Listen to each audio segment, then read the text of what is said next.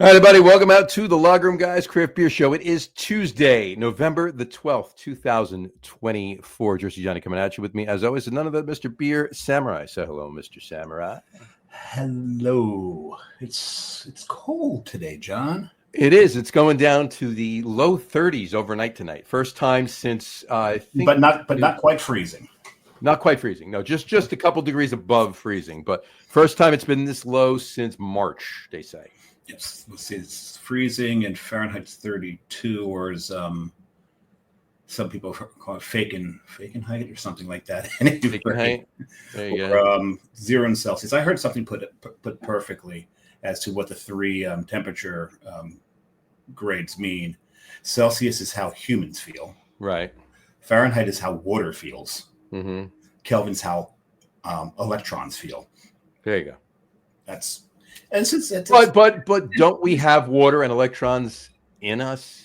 We do, but it's just the gauge. It's because Fahrenheit 0 is when water freezes. Right. And then 0 Celsius is when we freeze. Folks, don't worry. We do not have Neil deGrasse Tyson on the show with us tonight. All right, it's just Dave and I. The globe is spinning the wrong way. Did you see that one when he was on Jon Stewart? Sits down and goes, your globe's spinning the wrong direction. Wrong way, right? Yeah. That had been on the air for like 5 years. And it's gone the wrong way the whole time, which is hilarious. At any rate, hey, happy, was it National Pizza with the Works Day? Happy National Pizza with the Works Day. Or Garbage Pie Day. In New Jersey, it's Garbage Pie Day. It means garbage. All right, you see all those condiments, not condiments, but toppings. Thank you, toppings. On the on your table there, if you will. Bain Marie, it's called, but no, not many people know it. But anyway, just throw them all on. Throw them all on. Put it in. Just put them all on so you can't see the pizza anymore. And then we'll eat.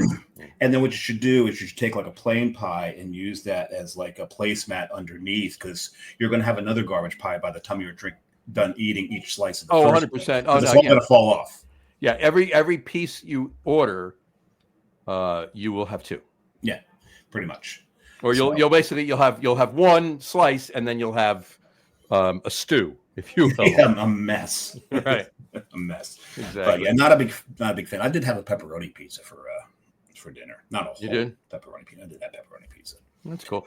Question for you: Have you ever tried blindfolded archery? Yes. You have. Yeah. Because most people haven't, and they don't know what they're missing. Yeah, and it's also the thing is, though, I did it because I wanted to do, because it was a shot in the dark. I co-opted your dad joke. Yeah, you did. You did. That's the first time that's happened. Shot in the dark. Yeah, you don't know what you're missing. Any of those work. They all work. It all works. You know the difference between ignorance and apathy, right? I don't care. I don't know. Wow, we set each other up for that one.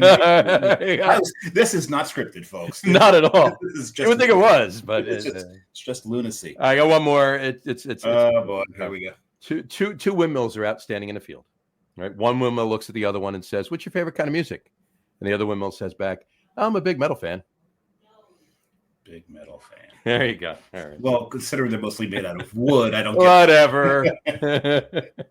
Okay, Don Quixote.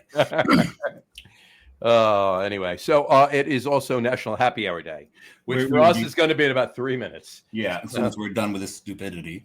But one of my favorite stories is Exploding Whale Day. Yes, Happy Exploding Whale Day. This happened in November in 1970 in Florence, Oregon. Mm-hmm. Up in the PNW, as the kids say these days. The PNW. And they had this rotting sperm whale, and they had to get it off the beach. And it's funny because a lot of people, the story's like, there's so much gases that build up and then the thing exploded. No, the authorities actually filled it full of dynamite. Yeah. They had to get rid of it somehow. Oh, there was whale chunks all over the place. So, whale chunks all over. Whale chunks. Gotta love whale chunks. But yeah, so that was oh God, I can't do the math, but so many years ago today. It was so many years ago today. Yeah, because we don't do math on the show. We no math on the show. So. No math on the show. I don't know about you, but I'm thirsty. I am. And speaking of the PNW, we do have someone from the PNW on the show. Yes, we do. Please welcome to the show today is Mr. Azlan Graves from Main Street Brewing in Vancouver, British Columbia. How are you, Azlan? Hey, doing great. Thanks so much for having me on the show, guys. Good to see you. Great to see you. Thanks for coming on, man. Absolutely. Well, is it time for us to have a beer now? I think it is. I think it is. You know what? I was going to ask a question, but I'll ask it after we pour. So there you go. Yeah. Azlan, what are you having first? I know what Dave and I are having, and you know what Dave and I are having. I didn't have any of the dark mild left, so we've got our Brighton Blonde, which is English blonde ale. Nice. From our cast program as well. So nice, very nice. Different side of the rainbow spectrum, but still cask ale. And we're drinking Tunnerman's. So this is your calm before dark mild. Yeah. This is this neat little graphic here. So every year with that beer, we brew it up for March mildness, and kind of similar to if you guys got Forest and Maine kind of out towards your way, they do March mildness. Yes, we do. Yes. Well, yeah. So God, I was there a month ago. Oh, nice. Yeah. Never had any of their beers out here, but would love to. Next time I go, I'll have to grab you some. We'll grab some and get them out to you. Yeah, I'm drinking the same. I'm drinking the same, obviously. Yeah. So we do this dark mild. We make all of our own invert sugar in house for it. That's that's a day in itself right there. But we take our first runnings from that, and that goes into a old ale, so that we call Gale Force. So that's the real storm. John just woke up. Yeah. John loves old ales. Yeah. I'm just going to sit here for a minute and revel in the fact that I don't have any of that. But the only reason John has some of those because I was out there in August. Yeah. And got to spend a while talking with Azlan, and then realized, okay, I'm gonna get Azlan on the show. I should probably have some of the beer. We came back a couple days later, and you were having a private party. So the brewery was shut down, but at least we're doing sales, and Lucas saw me, so tell Lucas we said hi. Oh, we'll do. He's out front slanging beers right now. So. Oh, good for him. He's a damn good beer slinger too. Yeah. Very knowledgeable. A lot of fun to talk. Yeah, it is before 4 o'clock out there right now. So, 2 minutes before 4 o'clock. Yeah, well past Brewer's noon. Exactly. Brewer's noon. Yeah, most people were just waking up on Brewer's noon. So yeah, exactly. This is delicious. Thank you. This is absolutely fantastic. The malt's really friggin' shiny. Is there? I do have to ask: is there any of the old ale there? Yeah. So we actually just last week, I think last Friday, we released essentially the 2024 version of the old ale. Because it is a Solera project, it kind of changes a little bit each year. We're pulling 30% off, adding back. And so it ebbs and flows. I'm on Expedia, John, seeing what tickets to Vancouver cost. Yeah, right exactly. Yeah, there you go. But we just released it. We do about 12 to 15 cases each year. It's a pretty small amount because there's a few, which it seems like I've found people who are really into it. But it's definitely a brewer's beer. Oh, 100%. Yeah, I love old ales. I could drink old ales every day. Sometimes I do. He wouldn't make it to work, but or sometimes I go to work and then drink old ales every day. Fair enough. This is the first year with the old ale where we actually I propped up bottles of George Gale's old ale, which is kind of the inspiration for the Gale Force, from 2009 through to 2003, or sorry, 1999 to 2003. Wow. So prop those up. This is the first year that it's using that culture. That's awesome. Yeah. Kudos to that, and cheers. This is fantastic, by the way. This is. I love those very subtle chocolate notes in there. Yeah, and the invert sugar gives it a nice kind of rich, dark fruit kind of character. Yep. Finish is quite clean, not super clean, too malt forward.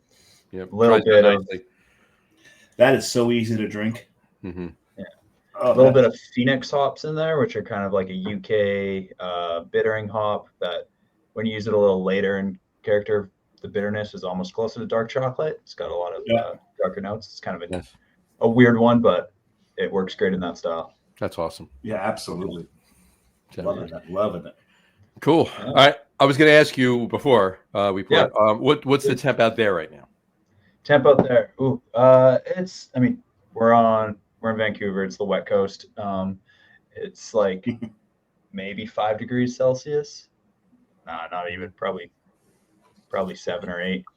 We need to do the conversion here. All right, so that'd be 1, 7. It would be. Yeah. What's the It's quick 40, math? 41. 40, 20, There you go. 12. 41. 40, I was That's a lot of 40, I was math. getting That's a lot 44. of math for the show. You're not allowed to math, John. Stop. Yeah, because you know Americans will measure anything except in either Celsius or metric.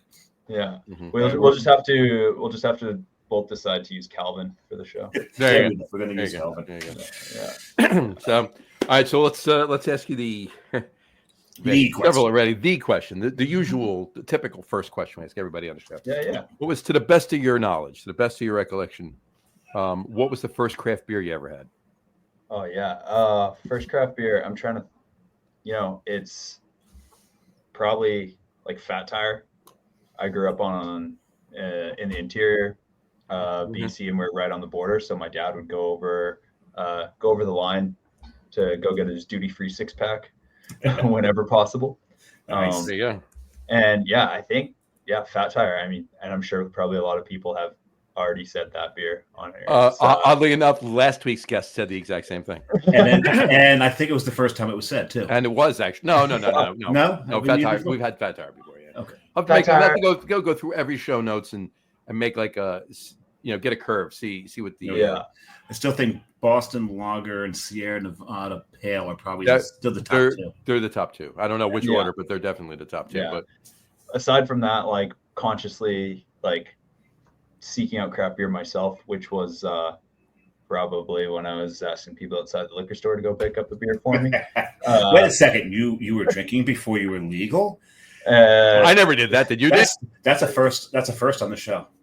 Yeah. Yeah. So, I mean, I quickly learned that Fin du Monde. I don't know if you know that beer. Oh yeah, Universe Fin du Monde. Yeah, Mhm.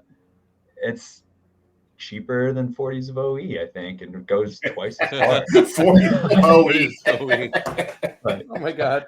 And like, That's hilarious. yeah, that I did the math quick on that one. I know we're not supposed to do any math, but I was like, you know what? This is going the distance, and this tastes great. Yeah, that's really cool. There's that brewery makes some of my. Le Fin du Monde is a beers. great beer. Great. And then I graduated to Maudite. Yep. Maudite's a great beer too. That one, I think, if I had drank that within the first 5 years of getting into craft beer, I probably wouldn't have liked it. Fair. Yeah. Right. Yeah. Your palate develops. Well, yeah, but it's like anything else too. I mean, the first go back to the 80s, the very first true IPA I had, not pale ale or anything, just true IPA. Same as you. I literally almost did a spit take. I'm like, what the hell am I drinking here? Now, I mean, and for many, many years at this point, right? Just give me a handful of hops and I'll eat them, But back then it was like, am I drinking grass? What, am I drinking flowers?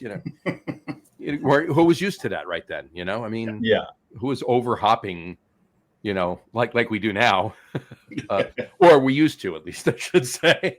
Now we over hop them in the dry hop and we just get juice out of it. But that's besides the point. That's in the story for another another time. Yeah, Leave gone are the days of 110 IBU, whatever. Yeah. That's why the first 100 IBU beer I ever had was Revolution's Unsessionable. It was a 10% Imperial IPA. It was 100 IBUs. Nice. Mine was either Maharaja or Palate Wrecker, one of the two. Palate Wrecker was up there. Maharaja, of course. There was one from Jones Ruination, I remember, would come up here. Oh God, Ruination drank so smooth though, as high as for that bitterness. Yeah, and but locally we had Central City. They produced an IPA that was well up there. Locally, we got Fat Tug. I don't know if you've tried Driftwood's Fat Tug, but no, haven't. Yeah. Next time you guys are out, here we go. Yeah, absolutely. Yeah, gotta get back out there. I tell you, It's an interesting brewery scene out there. It's a little different. I think the most fun I had was actually at Main Street. Oh well, thank you. Well, because that was like I think the only true brewery and brewing and beer discussion that I had at any of the breweries. Oh yeah, I get stuck at the bar a little bit too often there. Yeah, but no, it's a good vibe. Yeah, I love it there. You've got a very, very interesting building. Explain the building.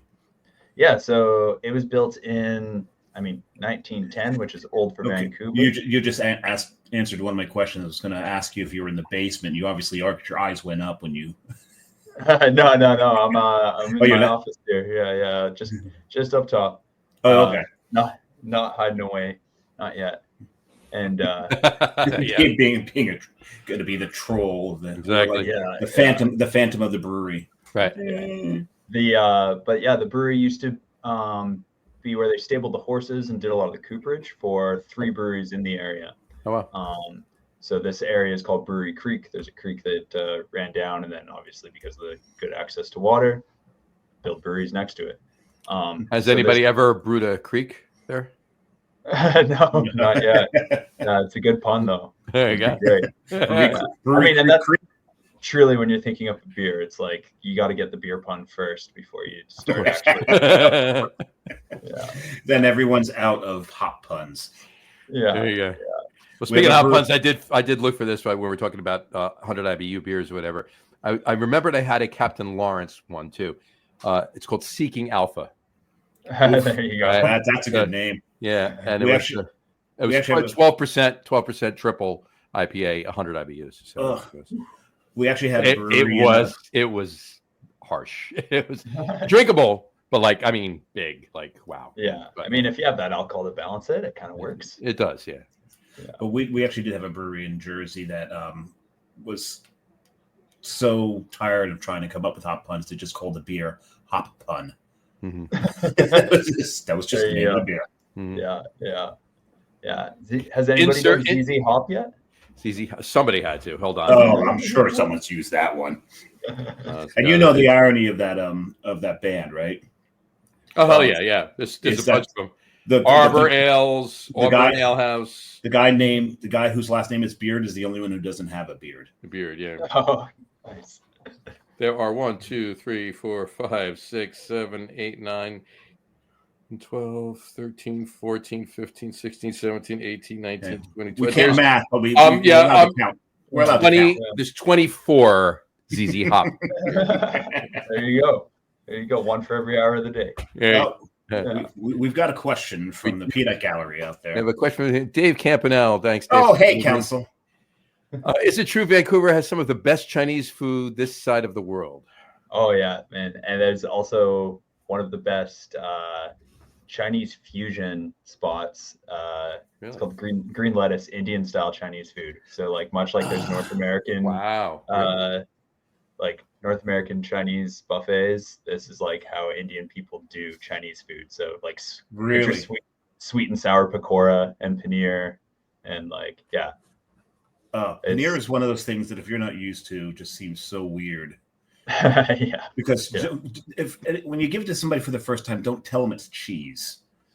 Yeah. It almost is more like tofu in a lot of ways. Exactly. Yeah. And it's funny thing is I wish I'd known that because I think I managed to find perhaps the worst Chinese restaurant in all of Vancouver when I was there. Oh, dang. I'm sorry. It was where was that? It was not that good. Which one do I need to stay away from?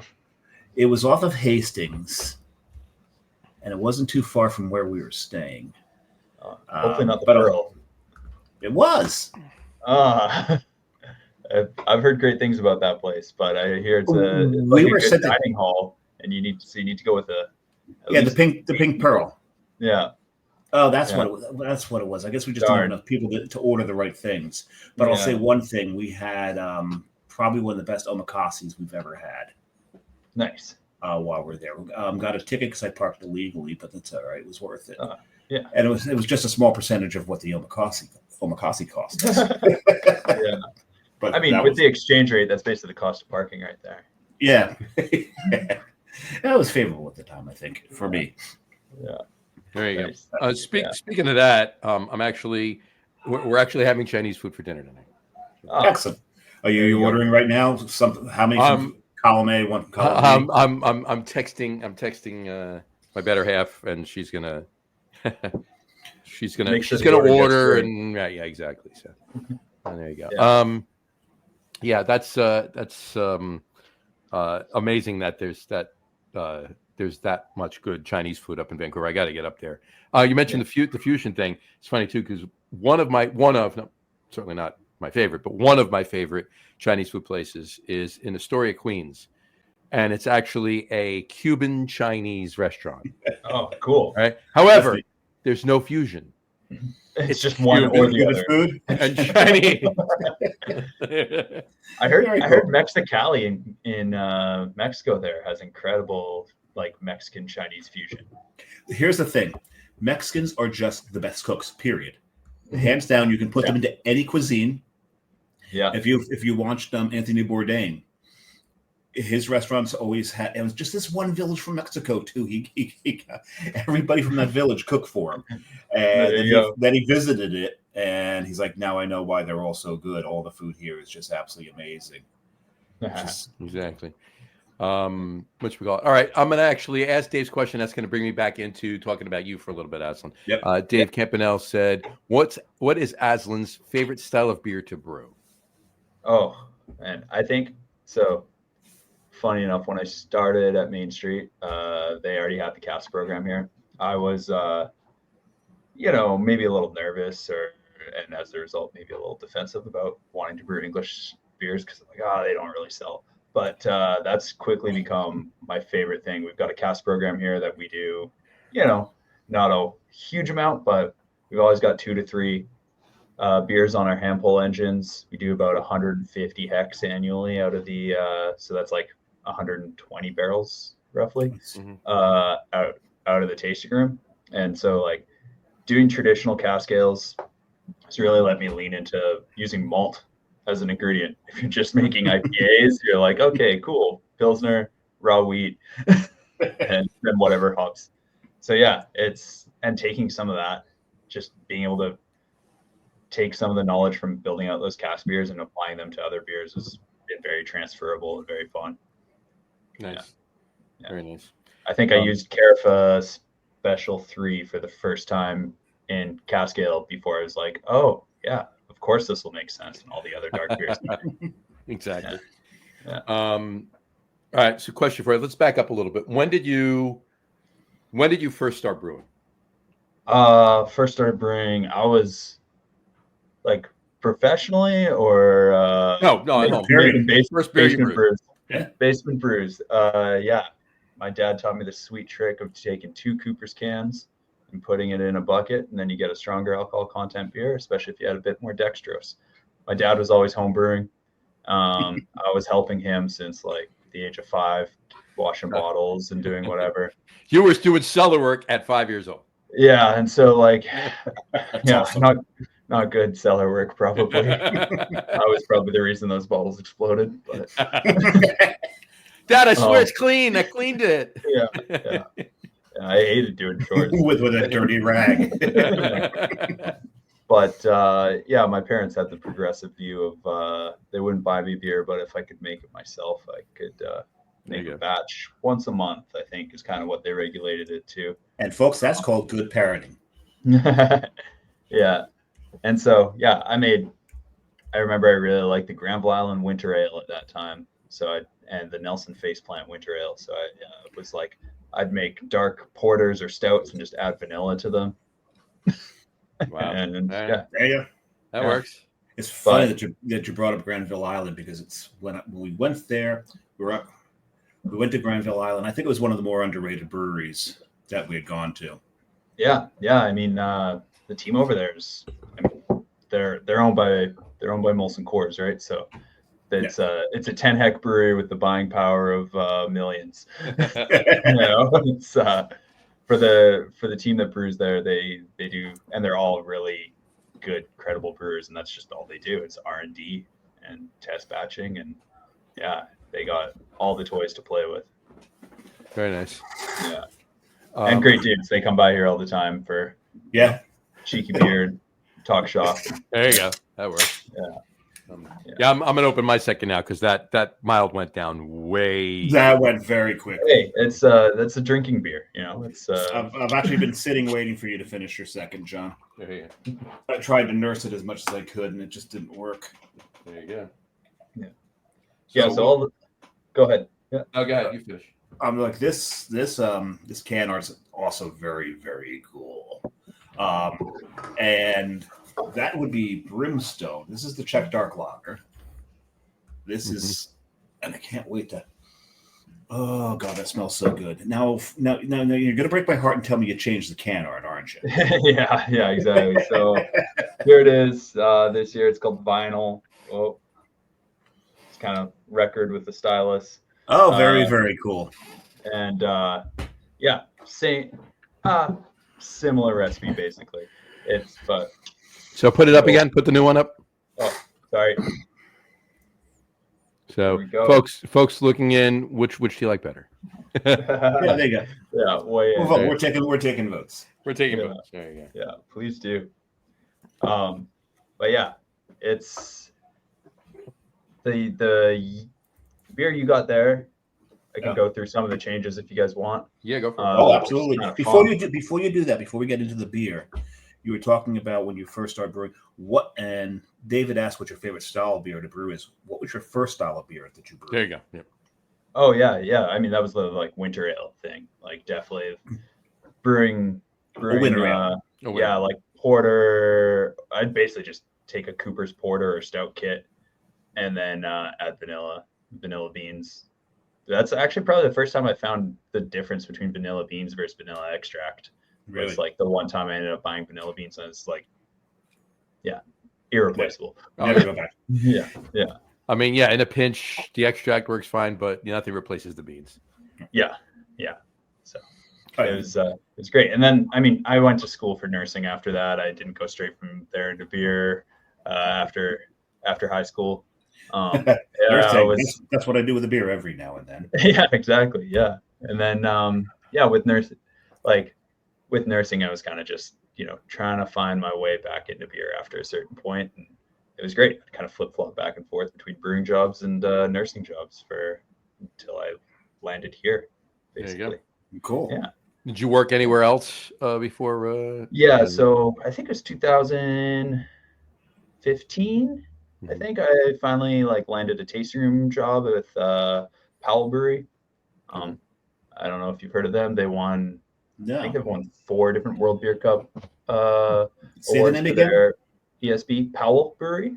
Powell. Yes, I have heard of Powell. Okay. Yeah, they're really well known for their Old Jalopy, which originally started that's right. as a Sierra Nevada clone, essentially Sierra Nevada Pale, but wins every year in American Bitter, I think it is English Bitter specifically. Sorry. Yeah, was there for 2.5 years.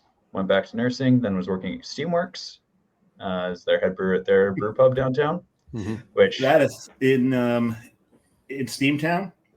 Gastown. Yeah. Gastown. Sorry, Gastown. Yeah. Not the one. Not the location closer to you. No. Yeah, the one downtown. Yeah, that's the original location there. That is such a neat building.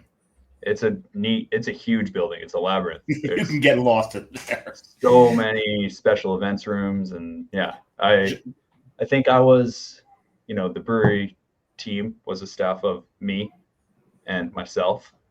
And you. That whole place. Me, myself, and I. Yeah.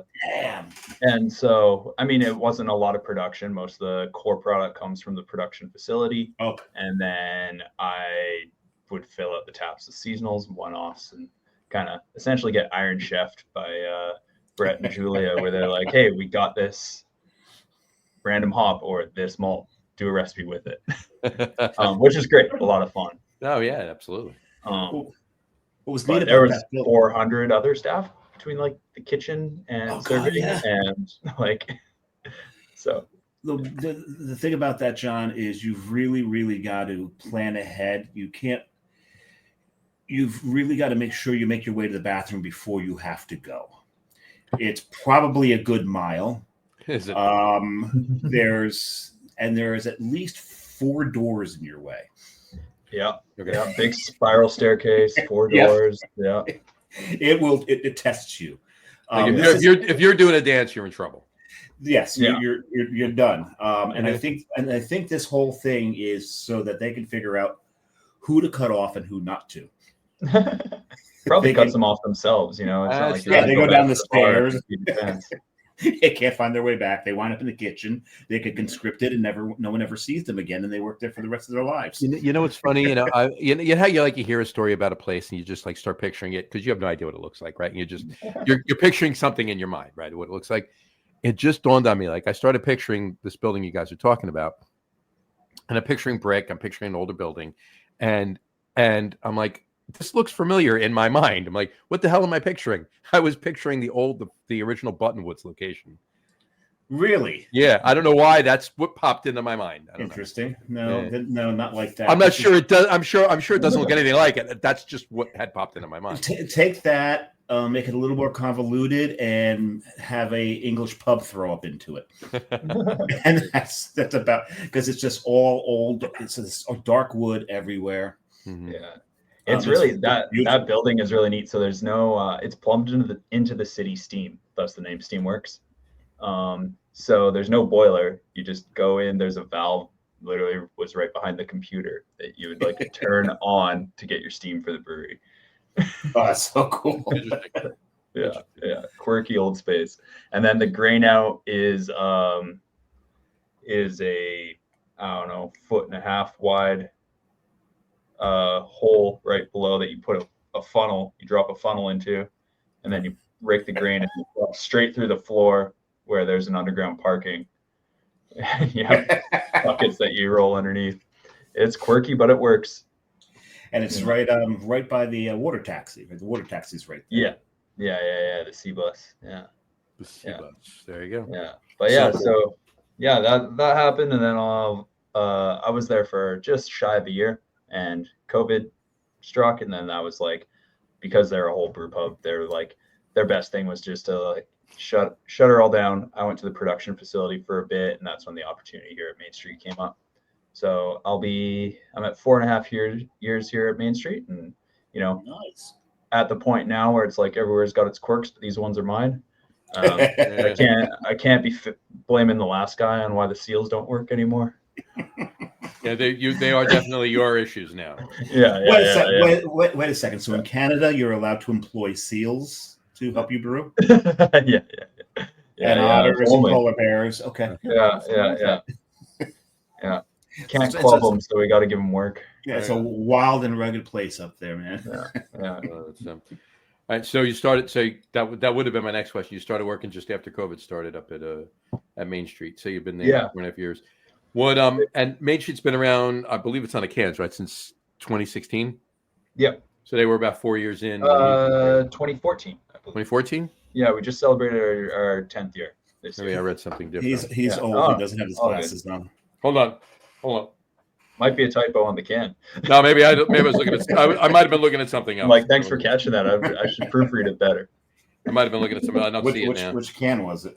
No, I don't see it now. I might have been looking at something else. I might have been there. You go. Thinking of something. Yeah, but we just celebrated 10 years. You know what? Because the year isn't on either of these cans, so it doesn't matter. Oh, were you looking at how hot it is, Kelvin? That's That's what it was. Okay. Yeah. So 2014. So you just celebrate the 10th anniversary? 10th year, yeah. That was pretty nice. We got an award got a gold medal for Pilsner, which is like our, beer was contracted 2 years before we opened the location here. So having that, literally got the award, I think 10 days before our 10-year anniversary party. That was like, that's cool. Better timing. That's perfect timing. Absolutely. Yeah. So gold medal at the Canadian Beer Awards for that this year. That was pretty nice to get. There you go. And obviously a fairly competitive category. That's you have those. It's nice when you have those legacy brands that just like continue, and like it's a top seller for a reason, and gets validated by things like that. 100%. 100%. I love that. I love anything that can be, dialed back to, roots somewhere, even if it's only 10 years old, that kind of a thing. Yeah, exactly. It's like, because this industry has become a "what have you done for me lately" industry. Yep. Breweries. Actually, it's easier for breweries to survive never making the same beer twice than it is to have a flagship or to have a legacy brand. Yeah, and I mean, when one can actually survive and sustain like that, it's awesome. Yeah, and I think people for myself, it's like more rewarding brewing a beer again and again and again, dialing it in and figuring it out. And sure. Yeah, that's like that idea of like never settle. It's yeah. I've known breweries that won't, other than their core, they won't brew the same beer twice. Yeah. No matter how good it was. That's Smug. Smug was like that. There's only one that they did twice, and it's only because the New England Patriots asked them to do it. Right. There you go. Trader Aid, yeah. Trader Aid, yeah. So someone's got some pull then. It was a key lime sour, right? It was a key lime sour because one Brady had gone to Tampa. That was part of it. But they actually brewed it when Gronk came out of retirement to go down there with him. So everyone thought it was about Brady. It was actually about Gronk. So they called it Trader Aid. It was a faint, and it was a Buccaneer, but with a rooster, bird, right? A rooster. It's a rooster. Well, their name is Smug. The rooster, yeah. Right. So the rooster is a cocky, right? So that's why their mascot's a rooster, and so it was that Tampa Bay logo with the helmet, but it was the rooster face rather than than a dude. It was actually pretty good beer. Layers on layers. Yeah, exactly. Yeah, that's Rob. More with the beer puns, exactly. Yes, Rob's like that. Yeah, and then we're back, but yeah, no, it is cool when a legacy brand can continue like that. I love it. It's awesome. I love hearing stories like that. It's great. Yeah. And I'm loving this beer. This is really, really. I'm almost done with it already, so I probably will have the fourth beer. Yeah, this beer kind of like building off that idea of like using my experience of working with malt with the cask ales. We use Crisp's number 19 Maris Otter for most of our cask ales. Right. Looking through the Crisp catalog, I saw that they had Hannah malt. I was like, oh, what's that? And immediately was like, oh, heritage variety barley from Morvaria, Czechia. And I was like, well, I'm not going to use that in an English beer. Nope. So then I was like, now I got to build a Czech dark lager recipe in order to use this malt. So the ingredient came first. I love it. Yeah. Yeah. So it's all that Crisp Hannah malt, single decocted, bunch of Care Munich 1, some Carafa Special 3, a little bit of Cinnamar to help push it further. Sure. And a touch of chocolate wheat as well. Which you definitely get, but there's this the coffee flavor in this is amazing. Yeah, thank you. And I love that it does that thing to the tip of your tongue that espresso does. It just dries out, even though you might still be salivating back here, the tip of your tongue dries right out. Yeah. And that is just an amazing finish and the perfect finish for a Czech dark. Yeah, makes it Moorish, Yes. Enjoying the hell out of this. Yeah. Glad. Oh, yeah. God, I'm really regretting giving John one. I'm not. Yeah. Sharing is caring. Exactly. Yeah. Oh man, that is so good. So what's the fourth, Dave? I got to ask you because I'm almost done with this. What's the fourth beer that you were gonna reach and grab and have if you got to it? You said it was another Czech dark. No, I'm sorry. It's not another Czech dark. It's another Schwartz. Another Schwartz. Yeah, it's another Schwartz. So because the third is going to be a Schwartz, the fourth would be a Schwartz, and it's by Nightmare. Nightmare. Gotcha. Well, I have another Czech dark, so I should have that before I have the Schwartz. So maybe you should have. Maybe you should have your Nightmare, and then we'll finish on the same. No. Because if I have the Nightmare first, I will not taste the other one. Oh, it's that bad. Oh, it's that big. Oh God, you know Nightmare. I know Nightmare. I don't know that beer though. They don't do anything small. Right? Oh, He's, big ABV all the time, eh? What's the ABV? No. It's not the ABV. It's just the flavors. They do some of the craziest stuff. They're out of Massachusetts.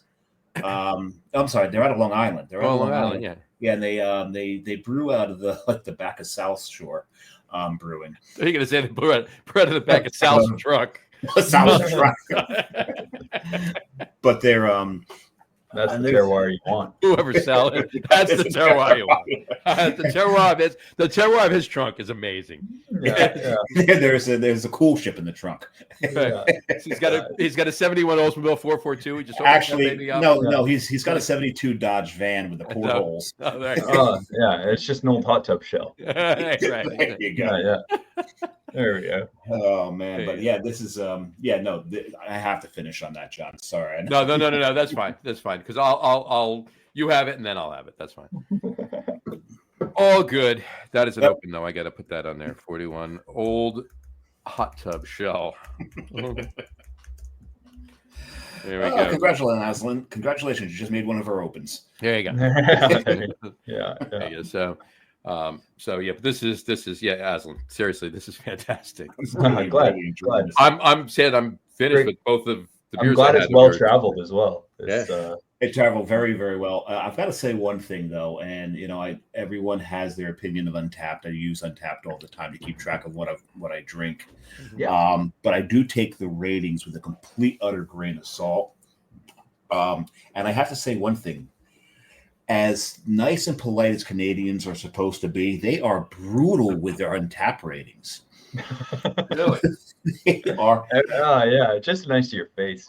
It is. Best one we're good at saying sorry and not meaning it. Right. That's right. That's cool. I thought that was the Irish. That's okay. Yeah. There's a guy I follow on Reels, and he talks about the Irish culture all the time. He talks about saying sorry all the time. They just don't mean it. They're just sorry that they have to listen to you.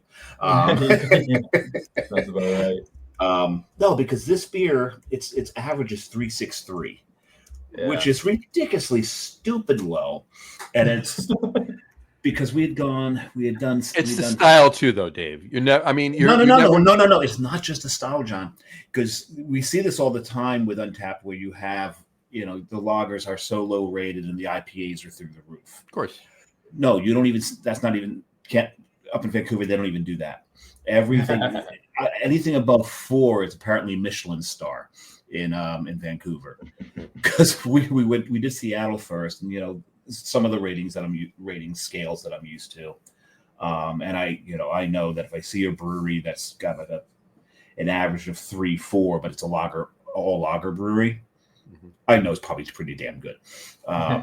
If it's an all IPA brewery, then you've got a serious problem. Yeah, exactly. Yeah. Well, here's the thing too, and what's funny is if you really think about it, right? On Untapped, you can have up to 5 stars, right? So 2.5 is average. Okay, so if you got a 3.5, it's a 1 point above average beer. That's not how people are rating it. I know, but it's just it's weird. Right? It really is. Like I don't know, but I must say I used to spend a lot of time on Untapped, and probably as a result, a lot of sleepless nights trying to taking things too personally. I don't take anything personally anymore. It's been a while. When you started to, you would call me and bitch me. What is this? What the fuck is wrong with this? No, anymore. Okay. Well, here's the thing. Like the best one we had to be one of our beers. It's probably one of our highest rated beers. It's a New England IPA. It's an 8.5% New England IPA. 8. This is the 8th time you've told this on the show. I thought you were going to say 8 stars. Like, whoa, we got an 8 on it. Cool. All right. No, it's anyway. Some guy drank it, and he checked into it, and he says, "This is by far the best New England IPA I have ever drank. I hate New England IPAs." 0.25. It's a beautiful thing. Beautiful. Good statement piece. Right? Yeah. I just laughed at that. And then I went on, I checked, I went on to his profile. He has 2 beers that he rated a 5. I'm going to give you 3 guesses to see if you get one of them. Milkshake sour. Nope. Yeah, I don't know. No. Yeah, right. Yeah, it should be, right? I'll just tell you, Stella and Miller Lite. I mean, What are you on tap? Hard to fuck with a good thing. Why are you on tap, dude? Anyway. So what's your guys' favorite utility beer then? It's funny because with the top threes, we always ask our guests for the top threes and put up top 3 utility beers. But we had done that as a we'd call them lawnmower beers. We've done that. All right. Yeah, campfire beer, or campfire beer. Beer, lawnmower beer, campfire beer, anything. When you think of utility beer, for me, it's also a timing mechanism at the grill to put the next piece of wood on if you're smoking. Something to keep your hands steady. Yeah, steady. Exactly. John will tell you how fast I usually drink, and anytime anyone's like, "Okay, so after 1 can, you put another log on." For me, it's 2 cans. But for me, my lawnmower beer, my grilling beer was always PBR. Yeah, it's always PBR. Love. Did they do that same thing? So like PBR had a big thing here where a big reason everybody drank it is because it's 5.9. But then they all of a sudden just knocked it down to 4.9. Didn't say anything. And then a year later, it came back with PBR Force or whatever it was called. It was just like 8 packs of 6.8 or 5.9. It was just the original. No, we do have what is it, an 86 pack, John, or something like that? They have a 99 pack. A 99 pack PBR. I don't know that the ABVs ever changed here.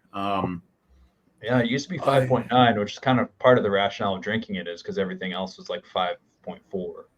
I'm actually pulling up that list right now to what our top lawnmower beers were, just to see what we had. I can guarantee you PBR is going to be at the top. I'm sure it is. Yeah, it's too. What's yours, Azlan?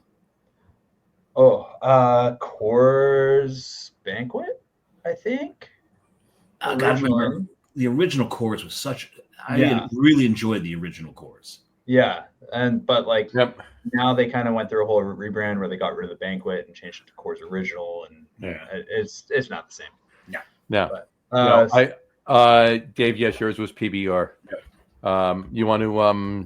Mine was actually Narragansett. It was nasty. It was Nasty Gansett. Nasty Gansett. Yeah. I was gonna say I was out in Boston last year. I always like to crush it like Quint. So there you go. I was like, Narragansett's pretty good. Yeah. I was into it. That's always my favorite. When you get a 6-pack of 16-ounce cans for $4.99. Can't argue.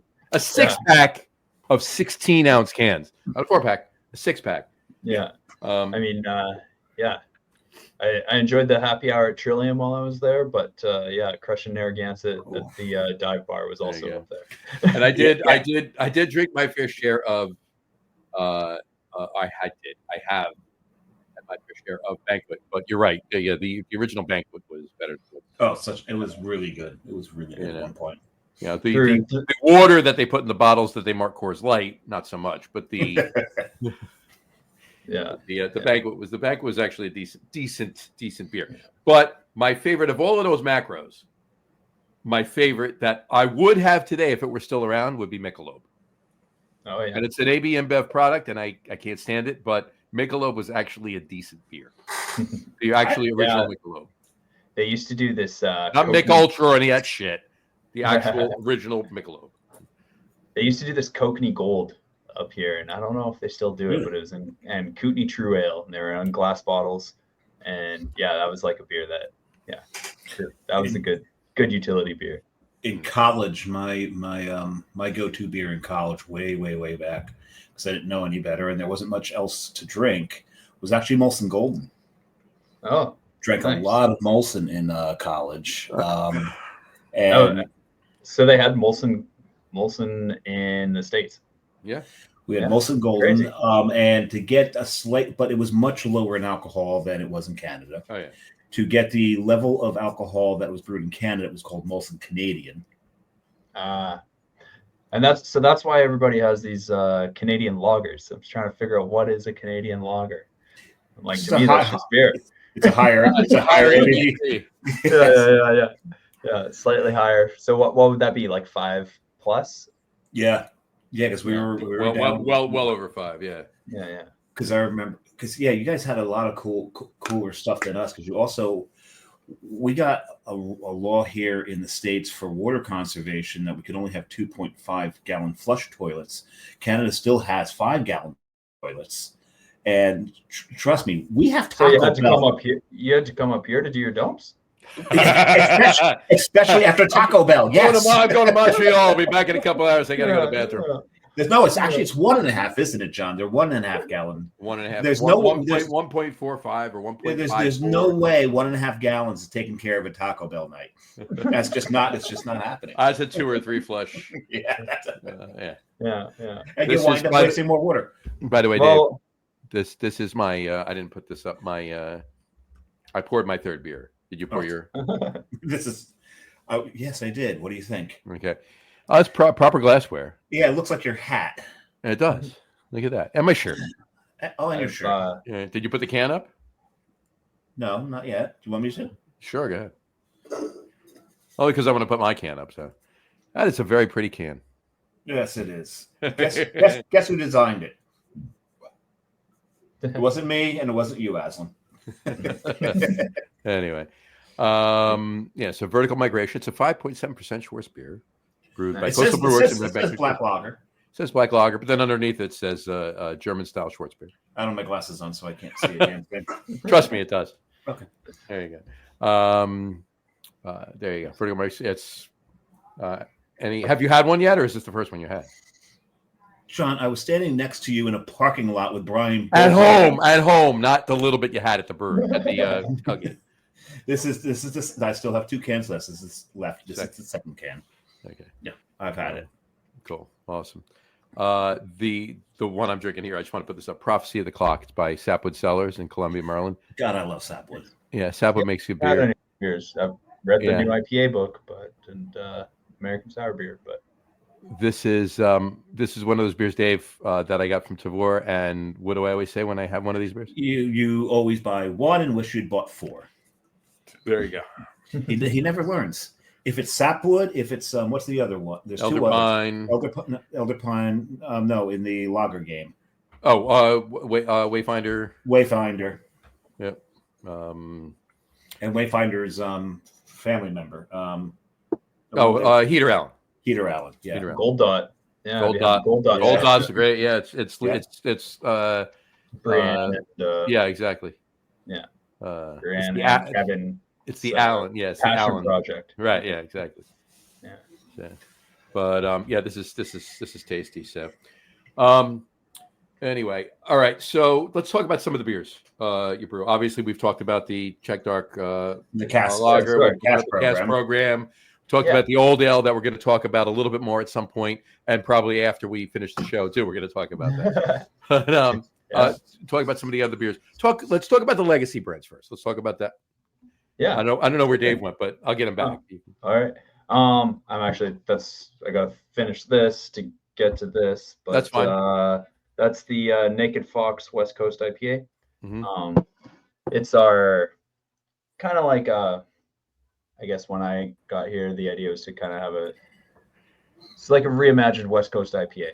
Gotcha. We're using at this point hops that are a bit more common, but it's Talus, Equinaut Incognito, and Equinaut Cryo with some classic Cascade, and then we do a dry hop with HBC 682, formerly Pato. Mm-hmm. But yeah, that beer is just like the idea of just layering in fruit, but still having that pine and resin from the Talus and the 682. It's just like that's one of our biggest selling beers. Recently, what's kind of superseded the Pilsner in sales is American Adjunct Lager. Really? We do a beer called Crush. It's started 4 years ago as a Kvike lager. Is a good base product, but the yeast was kind of hard to hold in its reins. Yeah, I mean, yeah, I never like Kvike. doing IPAs, in a week is one thing, but a lager, I'm like, you gotta have that. You gotta have that rest. You gotta have that sitting. You gotta have that. Yeah, exactly. There's only so many shortcuts you can take realistically, and I mean, quality is number one. Mm-hmm. So yeah, we do that, and then it is after we're already using a lot of products that are pretty common in macro beers. Tetra as a large portion of our bittering, and like using high amounts of adjunct. And then it's like, once I was touring we've got one of the newest Molson Coors facilities out this way, which is an incredible engineering feat to go see. I don't care if you don't like macro beer. That place is damn sweet. Oh no, it's no, amazing, but yeah. It's their CO2 recapture systems, just their mash press, all that stuff. But yeah, we were chatting about process and ingredients, and I think we've both got a lot to learn from each other. And I was just like, oh, the main thing separating my beer from yours is not brewing high gravity. So we started brewing at high gravity and doing a liquor dilution, and that is truly what is American adjunct lager. It's maybe a little corn or yeah, we got corn, we got a bit of dextrose in there. Sometimes some MSG. That's what gives me the friggin' headaches. I say this all the time. I've said this probably 30 times on the show. When I was, if I was, 15, 16 years old or whatever, I went over to a friend's house and his older brother, got beer or whatever. And I walked in, hey, my brother brought us beer. What'd he get? Budweiser. You got any soda? I seriously, Budweiser always gave me a headache. And I'm not talking about the next day. I'm talking about while I was drinking it, I got a headache. Crazy. Yeah. We actually, John and I have a friend who used to work at the Budweiser brewery in New Jersey. Mm-hmm. And I asked him once, I said, there's MSG in Budweiser and Shock Top, right? He went, what? For those of you just listening to the podcast. Yeah, if you want to know the answer to that question, check out the video at 57 minutes and 45 seconds. Yeah, so at any rate. So there's one thing I do want to mention here, and I have a feeling that you're probably not going to bring it up yourself, Azlan. But at the 2023 Canadian Brewers Choice Awards, someone on this screen was named Young Brewer of the Year. And it was not me. Wasn't me. And it wasn't Dave, because he's even older than me. Yeah, like based on my hairline receding, I don't know how I got in, but that's proof the amount of years this industry's taken off my life. No. Hey, I'm 24. Look at this. That was a real honor. It was nice to awards in general are great. Getting awards for recipes you develop is great, but a peer-reviewed award like that was pretty neat. And being recognized for your pretty much whole body of work at the time, that's got to be really cool. Yeah, getting an award for a single beer, okay, that's kind of cool. You don't know, it's possible you just did something accidentally right to have made such a great beer, but then when you get recognized for basically all your work at once, that's got to be special. Yeah, and I think naturally, like most brewers were probably a little socially awkward unless there's a couple beers, and it's not big on tooting our own horn, and so it's I definitely have a bit of imposter syndrome still from that, but luckily I aged out of the category, so there's no left this year. Well, I was gonna say, of the beers that I've had of yours, drop that imposter syndrome. It's damn good. Well, thank you very much. Talk about the Garage series, because I had one of them while I was there. Yeah, so I guess kind of building off of like the history of the building. So after it was like cooperage and dray for deliveries for the breweries in the area, the building was then a garage, a heavy duty mechanic shop. That's when the concrete floors got poured in. It's convenient all for you guys. Yeah, no, exactly. There's literally 6 feet of concrete beneath me. Those tanks aren't going anywhere, and we got a full basement. That's the full footprint. We're lucky. Yeah, but so yeah, we developed this kind of series of beers that's just kind of focusing on all these passion projects. I mean, I'm sure it's similar where you guys are. Barrel beers aren't exactly selling the way they used to. There's not, people aren't lining up, but there are those that appreciate them. We enjoy having them on. Yeah, So I mean, used to be able to bottle them in 750s and sell them for $40 a piece, and they'd be gone in an hour. Yeah. Now you bottle them in 500 mils and sell them for $18 a piece, and you have them for 3 months. At least, yeah. Well, it depends on who you are. We do have a brewery in New Jersey that has a sale coming up, and their 750s will sell out in about 13 seconds for what's coming up. Well, that's just ridiculous. It's just called, and it's all resale too. It's fanboy resale. It's fanboyism. Yep.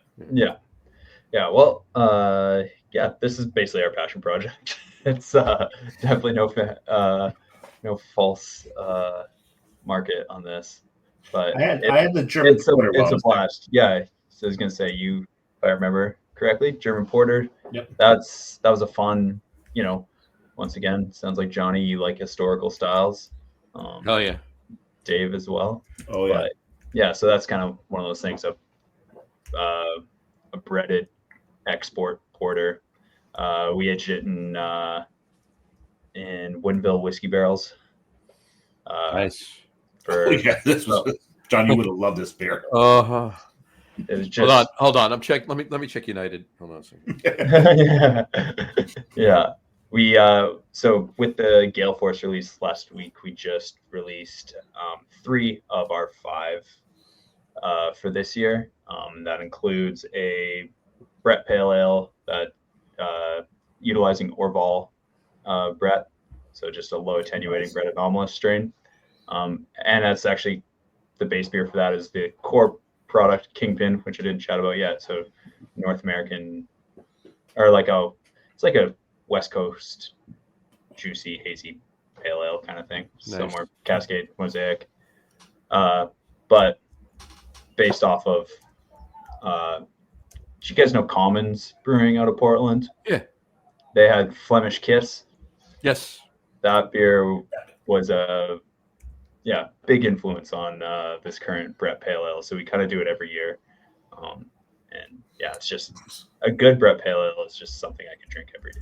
John, there's the German porter. Oh, are there any of those bottles left? It was luscious. German porter's well gone. Yeah, sorry. Gone. Are you brewing it again at some point? Oh no, I think that's a one-off. There's only so many barrels, so many projects. We did. Dave, did you have some of that? Yes, I did. You want to extract some of my blood so you can? No, hold on. I got something for you for that. Hold on. Oh, here we go. Right over here. Here it is. There you go. See, the thing is, John's strapped to a brewery now. I'm not, so I get to travel a lot more. So John gives me the finger on the show quite often. Quite often, yeah. Naturally, yeah. No, it's golden handcuffs. Pretty much. Yeah. The garage beers are a blast. It's kind of we don't do a huge enough volume that we can't just pay attention to every single detail. So we're using weird ingredients, like we picked sumac from around the area, really? To pack into a beer, and that was a combination of sumac and rose water, which in like a barrel is like a neutral French oak barrel with like a breaded saison base. I was gonna say definitely a saison there. That's awesome. That's really cool. Yeah. Sumac and rosewater. Oh wow. Yeah, and sumac's got like that. It's malic acid instead of like lactic or citric acid, so it's just totally different kind of acidity that that's That's the acid that's in lime, I believe, malic. Yeah. And common in like red wines. Yep. Well, but yeah. Oh, very cool. Recently, the one I did this year that I was really excited about is fig leaf, toasted fig leaf. Toasted fig leaf. Which fig leaf, you wouldn't know it when you pull it off the tree. Obviously, you're more concerned with the figs. But when you toast it, the oils present like sweet wood, like coconut and green vanilla. Really? And it's incredible. Yeah. Johnny, you got a brewery, go get some fig leaves, cram it into something. I might do that. I might just do that. It's the easiest way to make pina colada. Is Matt back from Africa? Yes, he's back from Africa. He's been back for tomorrow. Will be actually 2 weeks. Such how much I pay attention. So, when he was there, I was paying attention to what he was doing. Right? Yeah, you know. Well, he's severe jet lag. Like he was up for 2 weeks. No. Coming back. That's no, up through like he got back Wednesday, the day before Halloween, and we had lunch last Tuesday, so we go today, and he was just kind of coming around from jet lag, so like 6 days, but he was up for almost 2 days traveling back. Yeah, but to be fair, Matt almost always seems like he's jet lagged anyway. No, well, yeah. Yeah. No. But yeah, no, it was a great trip. Well, but you got to talk about this fig leaf thing. Yeah, I got to talk about this fig leaf thing. He's John's menu recipe guy. Oh, I see. He's the brewmaster. Yeah. He's Nice. the brewmaster. So, but I'll definitely talk to him about that. I'm already thinking of a couple of beers. We have a list of like probably 300 other beers that we want to do at this point. He's got them on his phone. Yeah, I can think of about 4 or 5 of them that they'll go really well with. So yeah, you've always got that wish list. You're like, it's a wish list, and every year maybe we get 2 of them in, right? Yeah, And I'm trying to slide something in there, and it's just really a variant on something they already make, and that's probably never going to happen. You never know. Yeah. Hey, I mean, if it's a variant, that makes it easier. It's already there. Exactly. We brew it and we just pull a little off, and that's it. Seriously, I'm sure Dave would be happy if we did 1 keg of the variant for him to have some at the brewery and take a couple crowlers home and call it. There you go. That's the name right there. It's just called the variant. The variant. The variant. Wait a second. That's a Loki thing, isn't it? If you're a Marvel fan, yeah. All right. Gotta love it. All right. So anything coming up for the holidays? Beer wise? Beer wise. Yeah, we've got we do a Miracle on Main Street toy drive every year. So that'll be coming up. Nice. That's always a big thing. You get entered into a draw to get a flat of beer a month as well for dropping it off. So you get a flight of beer for a toy dropped off, and then you're entered in the draw to win a flat of beer. Wait, each month for the next year. A flight of beer or a flat of beer? You get a flight when you drop off the toy. And then you get entered in the draw to win a flat. Awesome. Gotcha. Yeah. That's awesome. So that's kind of one annual community building event we do. So the answer to that question was both. Yes. Sorry. Yeah. Just wanted to make it clear though. You're not getting a flat for dropping off a toy. No. I got the whole entered into a drawing for the flat. I was like, wow, that's freaking great. And then the flight on top of it when you drop off the toy, you can't beat that. You gotta go. That's awesome. Yeah, you'd be stupid not to. Yeah. And then for new beer releases before Christmas, we got a Stroop Waffle Stout we're doing. I don't know if you know Stroop Waffle, nice. Dutch/Belgian Stroop Waffles, but we basically did a big imperial stout that's sitting at like it's not like as big as some of them. It's like 9.8. It's big enough. 3.5 hour boil. It's not big enough for our big beer show though, John. No, our big beer show, our last show of the year. 12 and above, right? Our last show of the year. There's 4 of us. There's two guests we have on, and it's Matt, my partner on the brewery, and Al. The 4 of us we each drink at least 3 beers, if not some. Like last year, we had like 4 each. Every beer is 12% or over. So, So fortunately, my office in my house, when I'm done with the podcast, I walk out and my bedroom's right there, so I can just. Oh, there you go. All right, done. It's stumbling distance. And the thing is, not to one up But if I turn this camera, you could see my bed. There you go. There you go. But There you go. That's a great show every year. But no, it's a great show. Except towards the end of the show, you can't really understand much of what we're saying. Yeah, that's the best time to listen. Just watch it.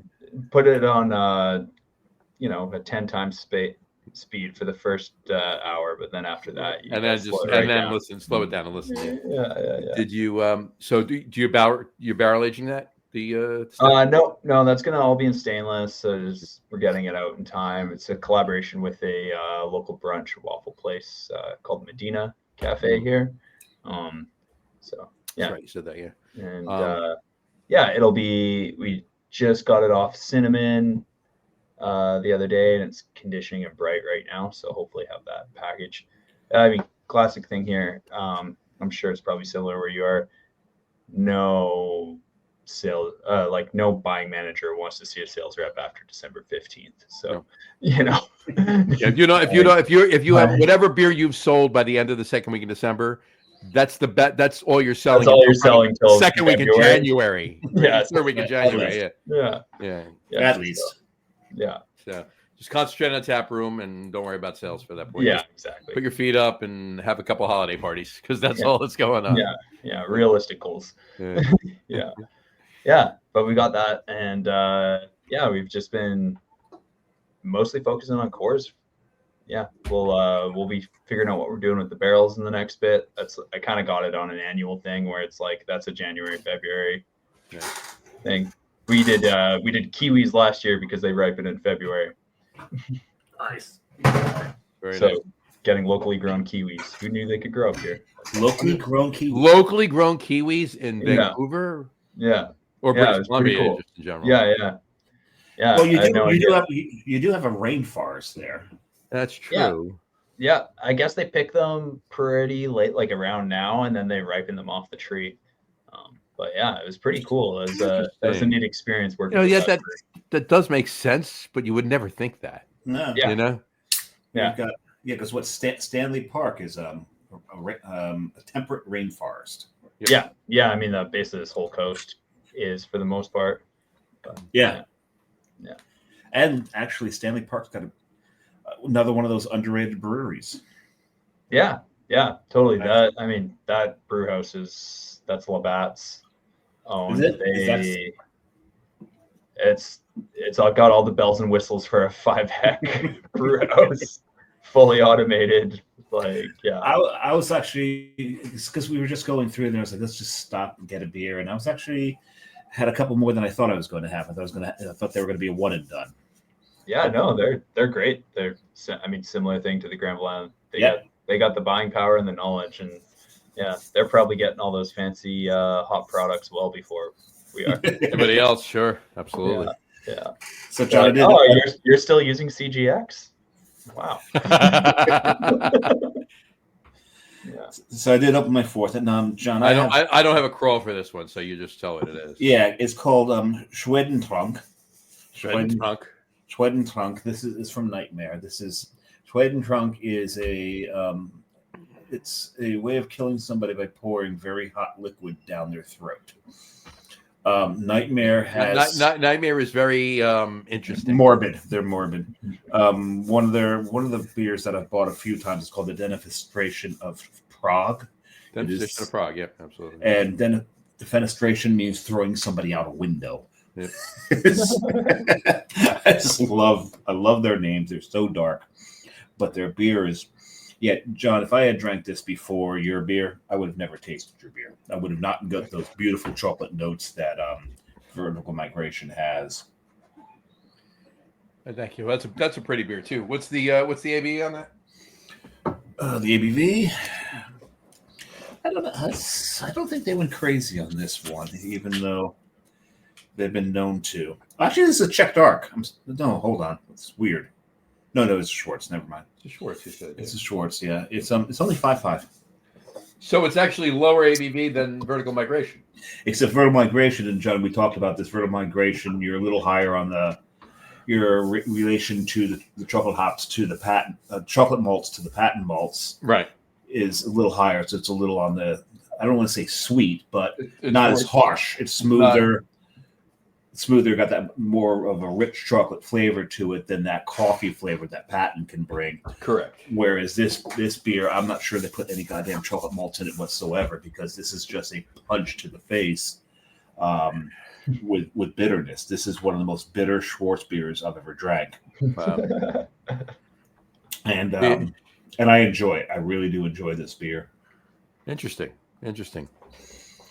So but it's that bitter. Make it call it a black IPA at that. Call it a black IPL.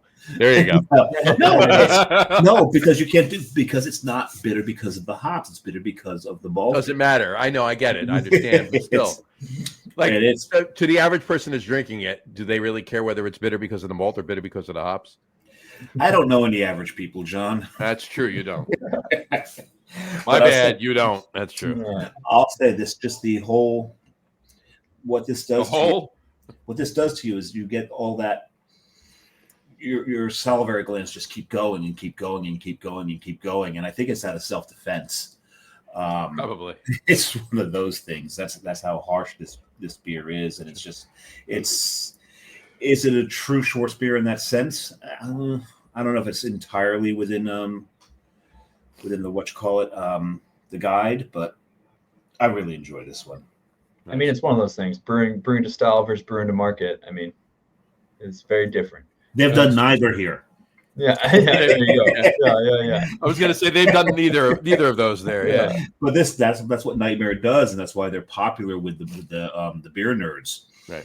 Because the beer nerds who have had everything are like, give me something I haven't had. Right. Exactly. And they'll do it. I'm going to put this up just so everybody knows what beer I'm drinking. You know, just to be sure. Everybody knows what I'm drinking. I know what you're drinking. I'm drinking a Vertical Migration from Coastal Brewworks. There you go. So, God, 5.7% Schwartz beer. Right. I wish I could get my hands on one of those. Anyway, all right. Yeah. So, Azlan, from the Main Street catalog, what's your favorite beer to drink out of it? I mean, I'll phrase that differently. Of everything that you've drank, mine. Yeah, mine was actually this one. I preferred that one. But, no, you know me in dark mild. Oh, check, yes. That was a beautiful dark mild.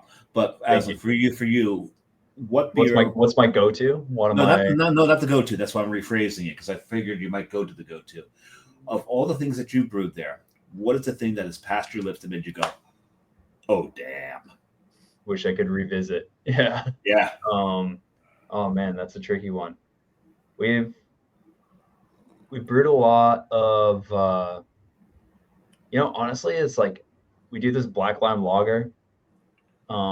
Which black lime? I love black yeah, lime. I love black limes. And like to me, I'm like, it's just a little bit different. The acidity and like it just hits right. Like I don't know if it's what I want right now. It's a little dark and moody, but if I summertime, it's like it's just so crushable, and like it's the depth of character with black lime. There's the acidity in it. It's different. I love black limes. Absolutely adore black limes. Didn't Dogfish Head do a black lime sea salt? They've done everything. No, I know, but just specifically a black lime sea salt goza. Yeah. I'm trying to I think. remember that. I forget what it was, but I'm definitely remember that. Yeah. It wasn't too long ago. It wasn't just recently, but it wasn't that long ago that they did it. I feel like it was like 4 years ago or something. Something like that. Yeah, right. Like 4 or 5 years but ago. I think it's stuck around. Yeah.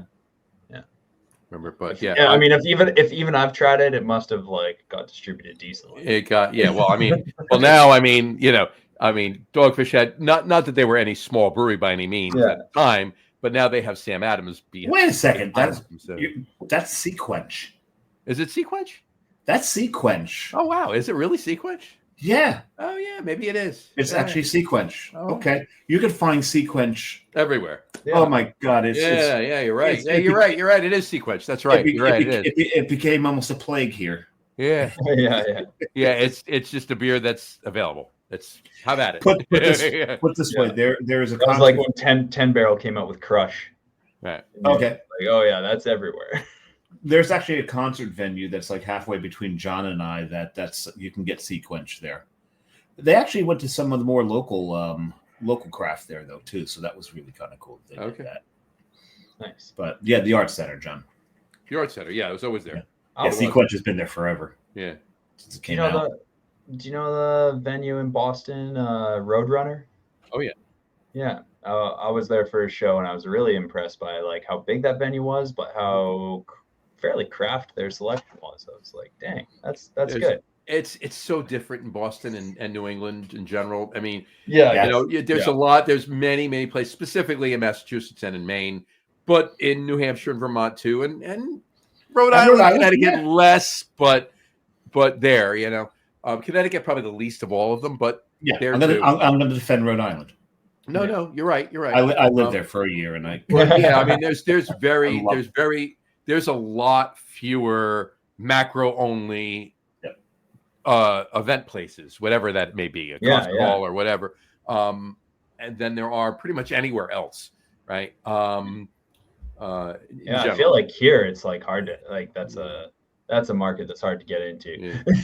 I mean, but then even going out, I'm like, that's why it stands out so much. I'm just like, the thing that gets me is like even just like specifically talking about like a restaurant or bar or whatever. There's a newer place that opened up in county here, and I was just talking to my one sales manager yesterday about it, and they opened up this new place. They have high-end food, high-end cocktails, high-end wine, and macro beer. Yeah, it's a classic. What? That makes no sense. In other words, highbrow, people coming in wanting the best food. I mean, it's really eclectic food. It's nobody's going in there getting like a shitty burger, right? Yeah, you know what I mean? They may get a burger, but it's a $30, $35 burger. That kind of thing. And they got a great wine list. They got an amazing cocktail program, and they have Bud, Miller, and Coors and Heineken. Are you fucking kidding me? But it's always tricky. Like I feel like you go to a restaurant and you can get whatever server, even sometimes the hostess, they'll wax poetic about like all 20 different wines on the wine list. Right. But then there's 4 beers on tap, and they're like, I don't know, this one's kind of like Bud. And you're like, but to the point about like what makes it not only kind of like Bud, right? Yeah. But to the point about New England, I don't want it. What else do you have? But to the point about New England, like you even take where the Patriots play, Patriot Place. Sure. It's one of those things where they've set up where there's restaurants and all kinds of things around the stadium. And Wormtown Brewing Brewing is right there. They're in that. You can go and drink there, and a lot of the restaurants. Yeah, and a lot of the restaurants have craft beer in their restaurants right there at that stadium. We're starting to see that leach into a lot more of the venues, sporting venues throughout the United States. Like John and I both know in Pittsburgh, you go to the Pittsburgh Pirates stadium, and they've got Iron City. Well, there's Iron City, but that's the local macro. Local macro. I guess that's right. Local macro, but it's true. It's true. And again, you have to have one when you're there. You have to. Yeah. But they also let me be specific. You have to have one when you're there. Yeah. But also in that stadium, there's one bar that's entirely devoted to what's it? Fathead Brewing. Yep. So I spent my whole time at running back and forth between Fathead Brewing, and I went there to see mine and John's baseball team play, and they were so damn bad that I remember leaving the stadium and stumbling up the stairs on the way out because I spent so much time at the Fathead bar getting more beer to. Exactly. Does this come in any larger sizes? And they look at me and they see the gear that I'm wearing, like, yeah, for you, we'll get a bucket. You're having a rough night. I've said now, John, this is the third time I've said this on the show. Our team was so bad during that game, and our pitching was so bad. They launched so many home runs out against us that the stadium ran out of fireworks. Literally, I'm not even making that up. They ran out of fireworks. Now Vancouver, you've got the Canucks. Yeah. Is there any good beer in that stadium? I mean, I think the way it works is it's essentially Molson paid for the lines. Okay. So that being said, there is a really good craft selection at a couple select spots within the stadium, but the stuff that's most accessible is going to be macro. We've had our beer at the stadium there, and it's like, cool. I mean, that always feels like an honor. That's awesome. That's really awesome. That's great, actually. And so the fact that it's like, oh, maybe it's only served at the VIP bar up at the top is but still in the stadium. Speaking of beer at the stadium, when I went to not the last we've got a lot of pull, they're drinking my beer. That sounds pretty great. There you go. I was gonna say, not the last time I was at Heinz Field in Pittsburgh, but the second to last time I was at Heinz Field in Pittsburgh, I was drinking this just outside the stadium. Well, that's your beer. Yeah, but they don't have it inside the stadium. That's why I had to drink it outside. I've got a picture of that can in a much cooler place than that. Yes. In Germany, I know, but it was only in White, Stefan. That's all. But no, that's awesome that the beer's been on tap there. And I got to ask you, are you a hockey fan? No. I mean, I grew up in interior BC. I'm a skier, snowboarder. No, yeah, that was my thing. I'm a skier, not a snowboarder. I'm a skier, but my dad's a ski instructor, so I only had one way to rebel. There you go. Yeah, there you go. Snowboard. Yeah. But what about CFL? Right, the BC Lions. I mean, does anybody pay attention to CFL? I actually do. I know that the championship is the Grey Cup. The Grey Cup's, Yeah. I mean, I feel like I know the team in Vancouver is the BC Lions. Yeah. I don't know. I feel like I pay more attention to American football than I would Canadian football. And what American football team is the one you pay attention to the most? That's my way of saying what team are you a fan of? So. Oh, you really put me on the spot. Is it the Seahawks or? I mean, naturally, that's what I hear about the most. Yeah. Of course. Yeah. And it's Dave and I are both fans of a team that sucks right now, but that's besides. who just this past weekend stunk it up. Who just lost to a worse team in Germany this past Sunday. So. Yeah. Anyway, and the game was on at 6:30 in the morning by you. So there you go. Yeah, I mean, there's always highs, there's always lows. I mean, I'm not a hockey fan, but I'll always definitely watch it if the Canucks are in the playoffs. So I apologize.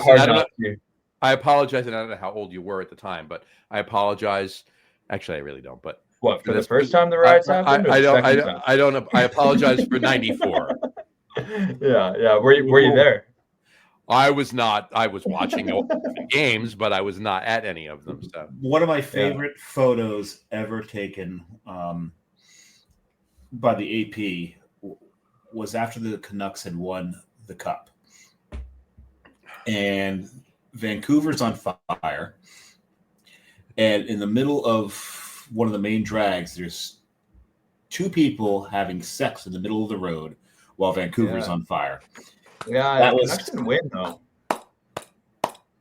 I thought they won the Cup that one year, and they just getting. We're rioting either way. That's the thing. We're more about the riots. So wait a second. So Vancouver's to Philadelphia. Vancouver's to Philadelphia, Canada. Yeah.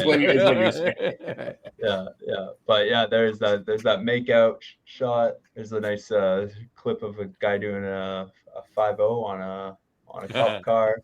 I remember that one too. Yeah. The Craigslist and Facebook Marketplace is blowing up the next day. That's for sure. But oh, you gotta love it. Yeah. Well, that's right. They've never won the Stanley Cup. It was just getting to the Cup that they. Yeah. And that's kind of the funny thing is it obviously happened in '94. The mayor at the time was like, "How could we have expected this to happen?" It's like, well, I mean. The old adage is that history repeats itself, right? Like here we are. But do you have to grease the lamp poles ahead of time to make sure that the fans don't tear them down? Well, that's the thing is, hindsight's 20/20, right? Okay. So back to the brewing. Yeah. So we do grease the lampposts. You do. Okay, good. for those unruly guests. And the thing is, they've put that in ever since I was there. Yeah, That's You were the first unruly guest. Is that what you're trying to say? Well, we know Canadians are so polite, and you had this American come in and drink a lot of beer and talk to everybody.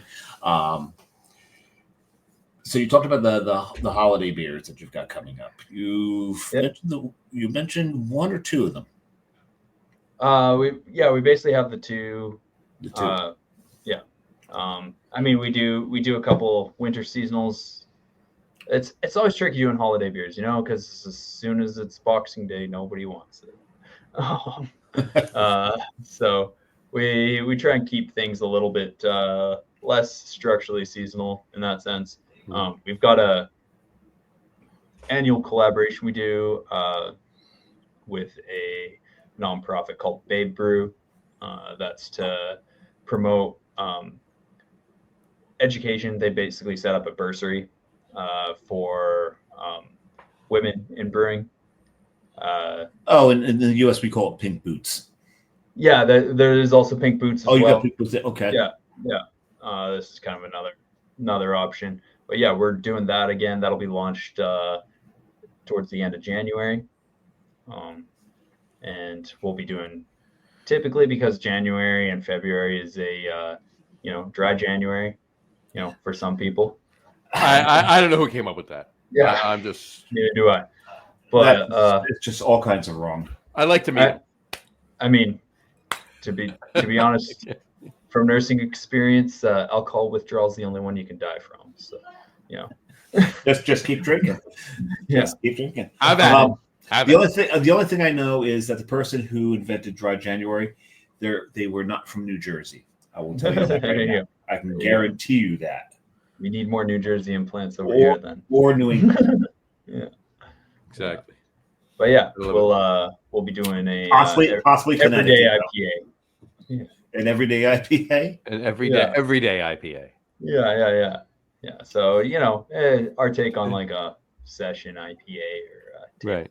IPA. You may not drink it all day, but you'll drink it every day. Exactly. The Founders has a beer named that, right? No, they have it all day IPA. Is it all day? I just said it. That's what I said. Yeah. So they may not drink it all day, but that's where you're every day. I see. Yeah. Right in my head.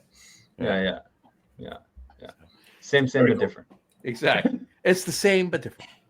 There you go. Speaking of the same but different, I think let's do our top three. Top threes. I think it's time for the top three. What do you think? And top three brought to us by our guests. Top three brought to us by our guests tonight. Our top three, and I'll say this of everybody that's a longtime listener, 4.5 years of the show here. You know damn well what it is, but just to let Azlan know, we do a top three list for two reasons. One, 1933. It's an American thing, not a Canadian. It's an American thing, not a Canadian thing. 1933 was the repeal of Prohibition. Right, so 1933, 2 threes. When we started the list, it was just Dave and I, 2 threes, so 2 3 lists. So top three. Because the Canadians aren't stupid, right? Exactly. Prohibition? What the hell is that? There was plenty of people that never stopped drinking. Okay, it was just illegal. I mean, you just gave us a 14 years. There you go. Right. There was a guy I work with. He used to be in the Canadian military, and I asked him once. I said, "So the first thing." The most important thing to the Canadian military, correct me if I'm wrong, is that if Canada is ever attacked, the military falls back and protects the breweries, right? He goes, "Yeah, absolutely." That's I don't know, but I feel good about that now. Because that's our primary reason for being is to protect the breweries. 100%. Because we know your Air Force, the U.S. Air Force, got everything else, but we're protecting our breweries. Right. Yeah. Exactly.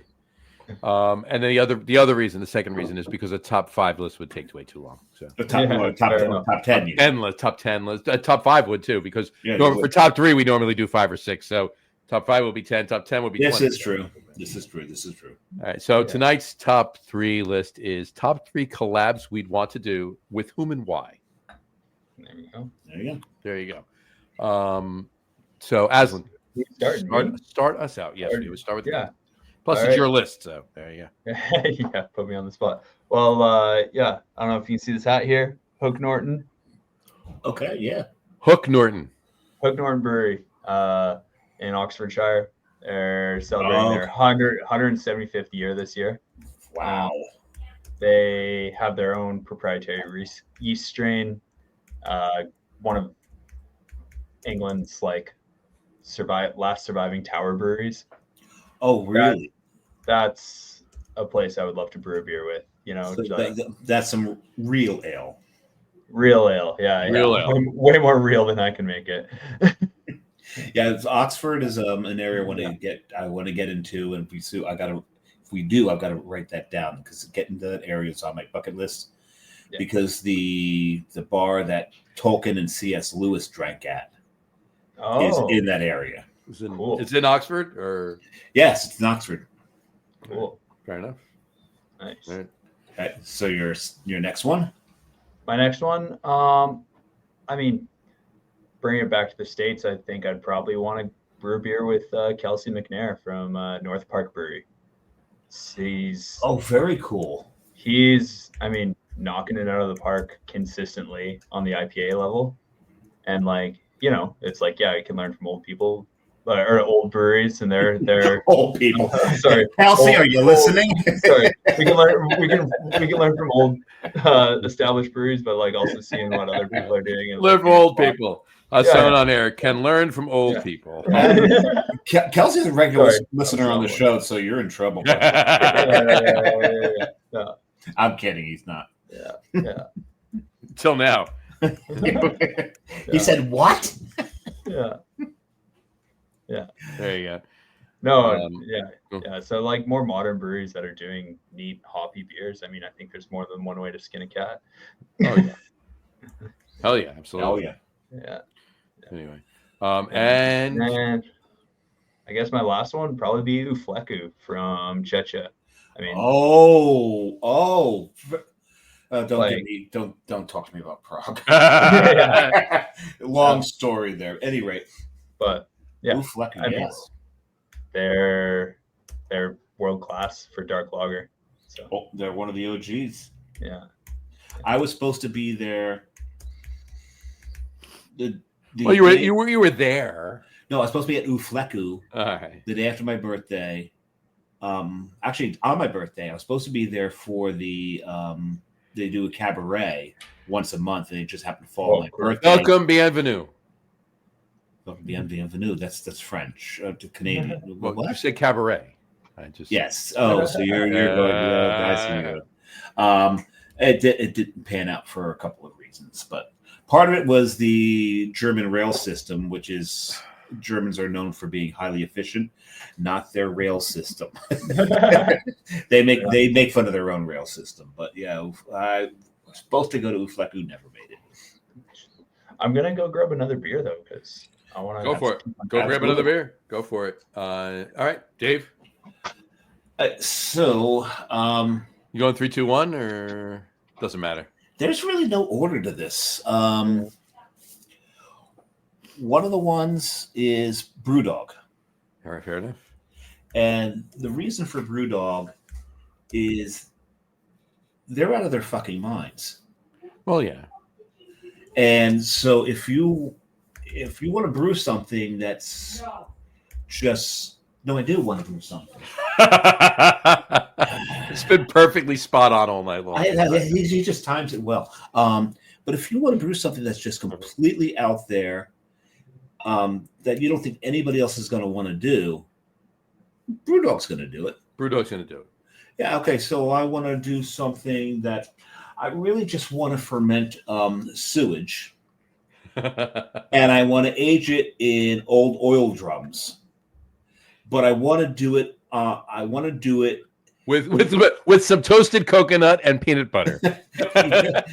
But what I want, but I also want to do it in the back of a Vanagon, driving through Chernobyl. Right. Yeah, you've digressed to their TV show that they used to have. Exactly, and they'll do it though. They're like, yeah, okay, that sounds cool. I'm sorry, I didn't do the right. Oh yeah. Yeah, that sounds cool. Oh my god, that was the worst Scottish accent. That was horrible. Oh wow. But we all get where you're going.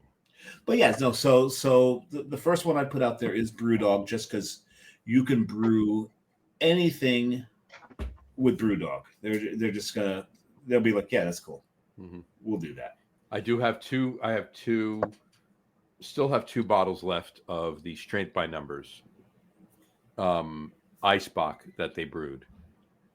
They cost me $40 a piece, shipped. I remember. They're an ounce and a half each. Yeah. Okay. It's just shy of 120 proof Eisbach. Oof. Nice.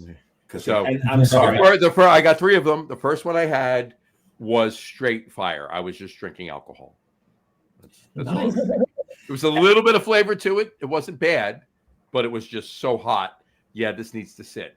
And it's been 3 years, and I haven't had the other 2 yet. So I'm just sitting on them till I'll probably have one at 5 years and then one at 10 years. So we'll pack it. That was Dogfish Head or BrewDog? BrewDog. Yeah. And I'm sorry, no one bought. They did that Sink the Bismarck as well, right? Sink the Bismarck. I never had Sink the Bismarck. I never had Sink the Bismarck. I had Tactical Nuclear Penguin a couple of times. I've had that. Yeah. But Sink the Bismarck. Oh no, this has nothing to do with our war with Germany to do the highest ABV. It's called Sink the Bismarck. You're not fooling anybody. Stop it. So what beer did you grab there, Azlan? Oh yeah, Gradzitsky. You're killing both of us. Okay. So Azlan, you just deserved one of these. I mean, oh my God, Old Ale. The barrel aged porter you had before, the Gradzitsky. Why am I not having these? That's beautiful. Yeah. Okay, so I'm mostly Polish, and I take huge pride in the fact that the first is that the first smoke beers came out of Poland, 100%, not Bamberg. Yeah. And so I drink a Gradzitsky with pride. I don't know if you could see. You see that Giants football right here. Okay, do you see it? Yeah. There's a bottle sticking over the top right there of it, right there. It's an empty bottle. I've washed it out. I keep that bottle. That was my favorite Gradzitsky I've ever had. Is that Schillings? I haven't had yours. It's Schillings. Yeah, Schillings. Nice. Yeah, we love that style. We just had a couple that came back. We are completely sold out of the brewery, and one liquor store I guess wasn't able to sell it. And we pulled it back so we could sell it here, and now I'm drinking it. So there you go. We'll be there. We'll be there to help you. We'll be there. Yeah, if you have a few of them, Dave and I'll come out tomorrow. Yeah. Canada Beer Cup last year got gold for smoked beer. Which nice. I was really impressed with because it's pretty rare that you get a crystal clear. That's how it should look right there. 3.2% smoked beer winning against like smoked porters and stuff. Oh my God, it's 3.2. Man, you went old school on that. That is amazing. We split the beer half into fermented with lager yeast, half fermented with ale yeast, and then blended them back at conditioning. Oh geez. In order to kind of emulate the like true Gradzitsky yeast. That's like a bit of a mix. That's very, very cool. And it's all Polish Lubluski sauce. Now, are you familiar with a Facebook page called This Week in Rock Beer? Yeah, I think that's the one. There's another rock. I think that's the rock beer one I follow. Yeah. Okay. Yeah. So you need what date? What date is it? January 14th. So the person who launched that site, John Hall, he'll be he'll be on our show January 14th. It'll be our third annual Rock Beer Show. Third annual smoke beer show. Smoke beer show. Yeah, that rock beer smoke beer show. With John Hall. So we only push this show to the This Week in Rock Beer page once a year, and it's done that. This will be the third annual. Might have to track down another can of this, and I can send you one out. Oh, that'd be awesome. That'd be amazing. That'd be awesome.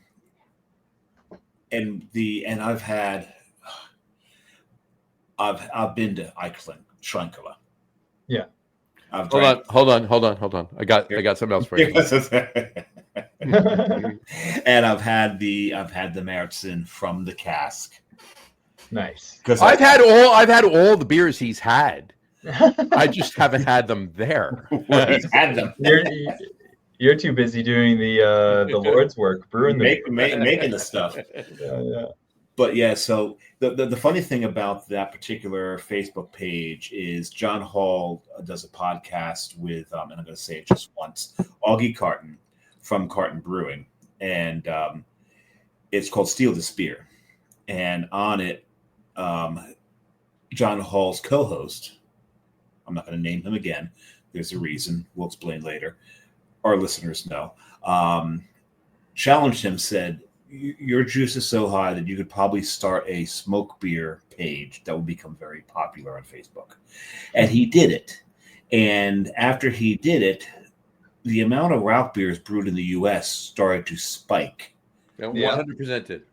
And all we need is validation. Yeah.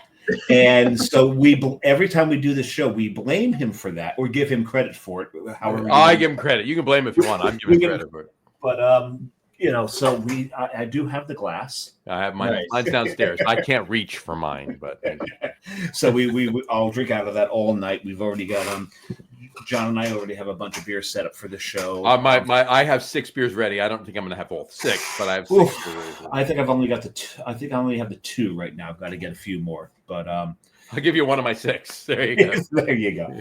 But I think on the last show I did drink the Schilling Goloditsky. Nice. It's such a good beer. You did. Yes. That's one of the ones I have. I got that. You got that. How did you get that? How did you get that beer? I was at the brewery. That's a great beer. It's a great brewery too. It's right there. It's a beautiful brewery. It's a beautiful place to sit and drink a beer too. Nice. Okay, so I've put the fourth one of my. Okay. This was the last 20 minutes. Was your number 3? So let's get going. All right, I thought I was in a rush. I should have rambled more. Number 2, I've got to go with Avery. And the reason I got to go with Avery is these. If you want a beer that's just going to lay you out with one bottle, that's Avery. Avery and their ABVs are through the roof. They're also one of those fearless breweries. They're going to make what they want to make. They're going to make it at the ABV they want to make it. They're going to put it in the barrel they want to put it in. And I think that'd be a lot of fun. And the thing is, if you go in there and you brew with them, you're going to be stoned out of your goddamn mind while you're doing it. Yeah, because that's what they're all about. So there'd be a lot of fun. But my number 1 is because, to me, on the East Coast, it's one of the breweries that just epitomized micro craft beer back in the day. And that's Allagash. Allagash was one of those breweries that down here in Jersey we heard about. It's like, man, they're doing amazing things. And this is before they were able to distro. And you go up into New England just to find a bar that had it. I'd go to this place. Allagash White.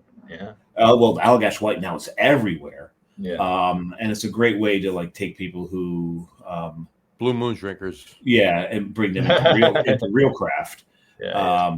But there's this place. But literally, there's I'm actually loving it. There's more and more places that actually have done that. They've replaced their Blue Moon taps with Allagash White.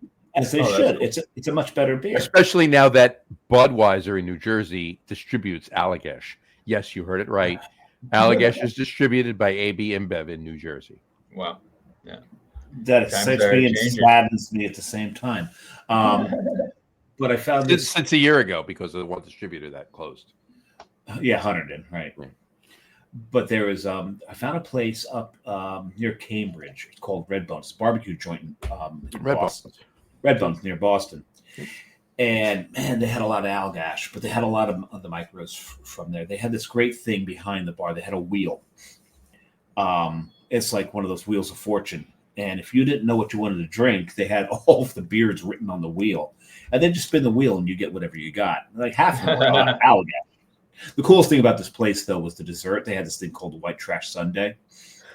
White Trash Sundae was just a bunch of ice cream sandwiches, busted up, a whole bunch of whipped cream, and just a shit ton of maraschino cherries. And that was their white. How can you go wrong? That's awesome. It worked. Oh, yeah. But Allagash, the reason would be with Allagash is because they've got their cool shit program. They've got their barrel program. They do darks. They do lights.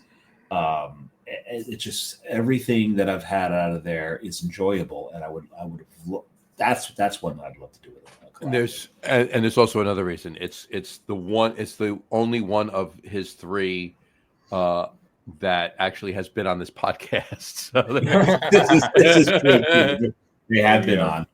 Yeah. John, you got the connection. What's that? You got the connections in the street. Yeah, exactly. It actually happened. Yeah. All right. So my top three. I'll go 3, 2, 1. And this is only because I did them in this order. No offense to number 3 and number 2, and not the number 1. But most everybody will understand why my number 1 is my number 1. But I might have a good guess. All right. So my number 3, and hold on to your guess, because before I say number 1, I'm going to ask you what your guess is. My number 3 is Sam Adams. I want to do a collab with Sam Adams. If I had thrown out breweries, right? If I had thrown out an honorable mention, it would have been Sam Adams, because they're the ones who brought me into craft beer. Yeah, I mean, they brought me into craft beer too. Jim Cook, he has brewed so many of the styles that I would have brewed and will still probably brew, but it's just his palate is my palate, and he's a great guy too. I've met him, I've drank with him. I'm not not diming him out, but I'm not dropping name dropping. Name dropping. There we go. Thank you. You seem like a pretty important guy. Yeah. No, he's lucky to have had a beer with you. I'm sure he is. I'm sure he feels that way too. But in any event, no, he's a really good guy, and he's done so much for the craft beer industry. Yes, he really has. And some of the styles, and he's brewed styles that there are people that are craft beer devotees that don't even know how many the styles that he's brewed. Cinderbach, amazing. A smoked Bach.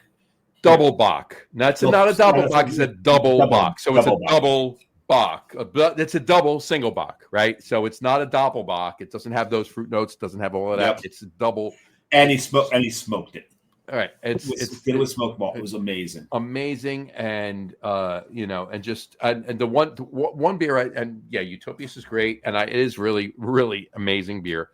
And a lot of the other things he does, but one of the most amazing beers he's ever done was he brewed a Scotch ale, and I'm a big Scotch ale fan. I love Scotch ales. He aged it for 18 months in Macallan 18-year barrels. Okay, he aged a Scotch ale in Macallan 18-year barrels, and it was like a 15.5% beer. It was unbelievable. Smooth. You can't imagine how incredible this beer was. Okay, and I was fortunate enough to I was up at the brewery. And I'm in the barrel room with a bunch of people or whatever, and I actually somehow conned them into giving me a 64-ounce growler of the beer. So, but unfortunately, it was a growler, right? So I had to drink it relatively quick. Yeah. And once you opened it all at once, yes. Pretty much, I finished it that night. Yeah. So. Yeah. That was your one beer for the big beer. That was it, right? Exactly. Anyway, so my number 2 is Weihenstephaner. I thought it was going to be your number 1, actually. No, that's my number 2. Now, what is my guess for number 1? I'll hold on one second. That was your guess for number 1. Yeah, Weihenstephaner is just the German styles they brew. I'm a huge German beer fan. I'm German, so I'm a huge German beer fan. Yeah. And I would love to do a collab with Weihenstephaner. My number 1. Dave, you want to guess this, even though you would have guessed Weihenstephaner? Think about the time of year it is. I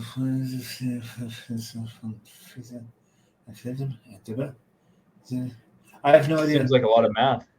No, that's not math. That's called mumbling. One of the breweries that I thought would be on your list. You do know what time of year it is. What's the first beer I'm going to have 2 weeks from tonight? Oh, okay. So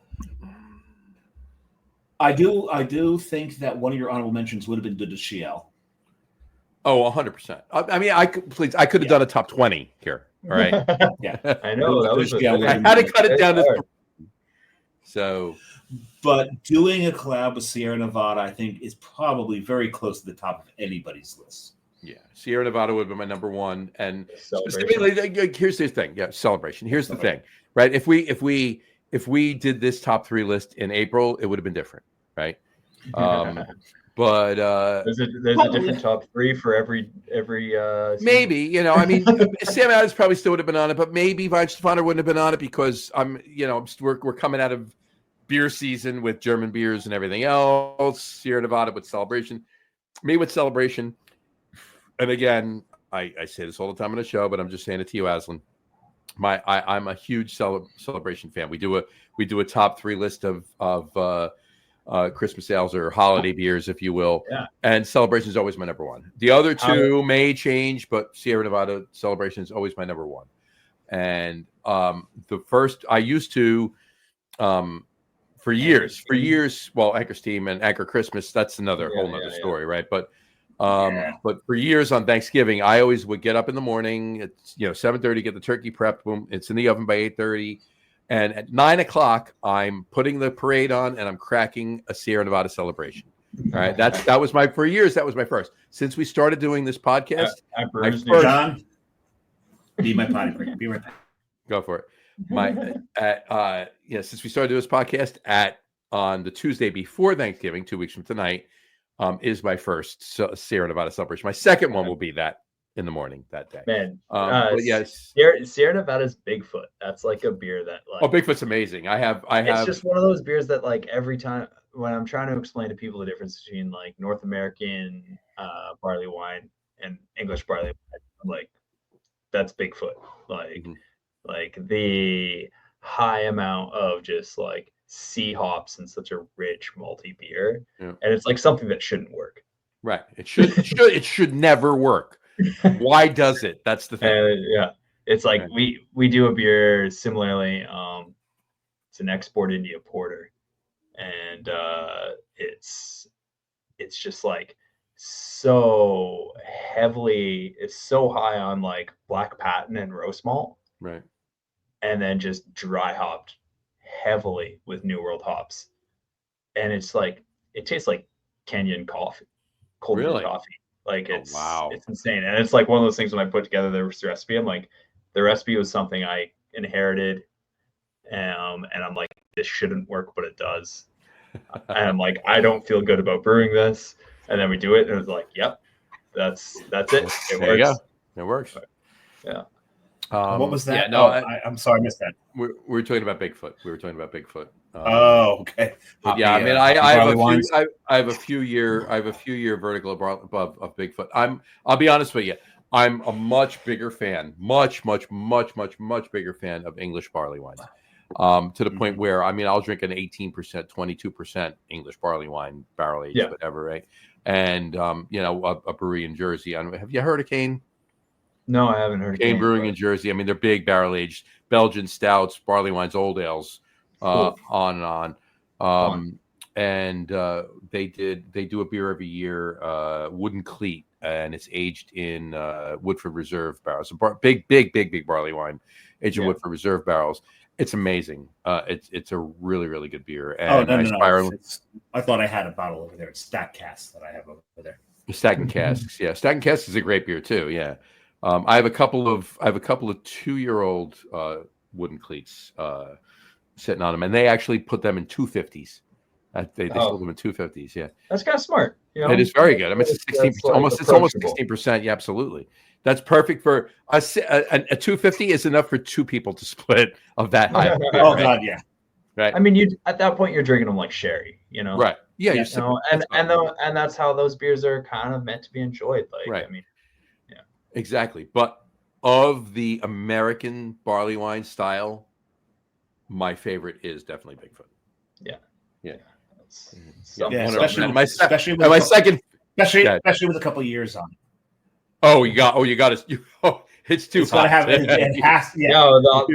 can see that. Like, I don't think I've ever had it like super fresh, but I can see like the hops probably are just way too prominent. You got to sit on that. You got to sit on that. At least 2 years. It burns. Yeah. The alcohol and the hops both will tear you up. My second favorite American barley wine, and it's not that it's even a favorite beer of mine, but my second favorite American style barley wine isn't even billed as an American barley wine. It's billed. it's Dogfish Head 120. That beer is 100% an American barley wine. IPA your ass. It's an American barley wine. Yeah. So you want to get an IPA up to 18 to 22%. It's a barley wine. Oh, John, I forgot to mention something I wanted to mention earlier. What's that?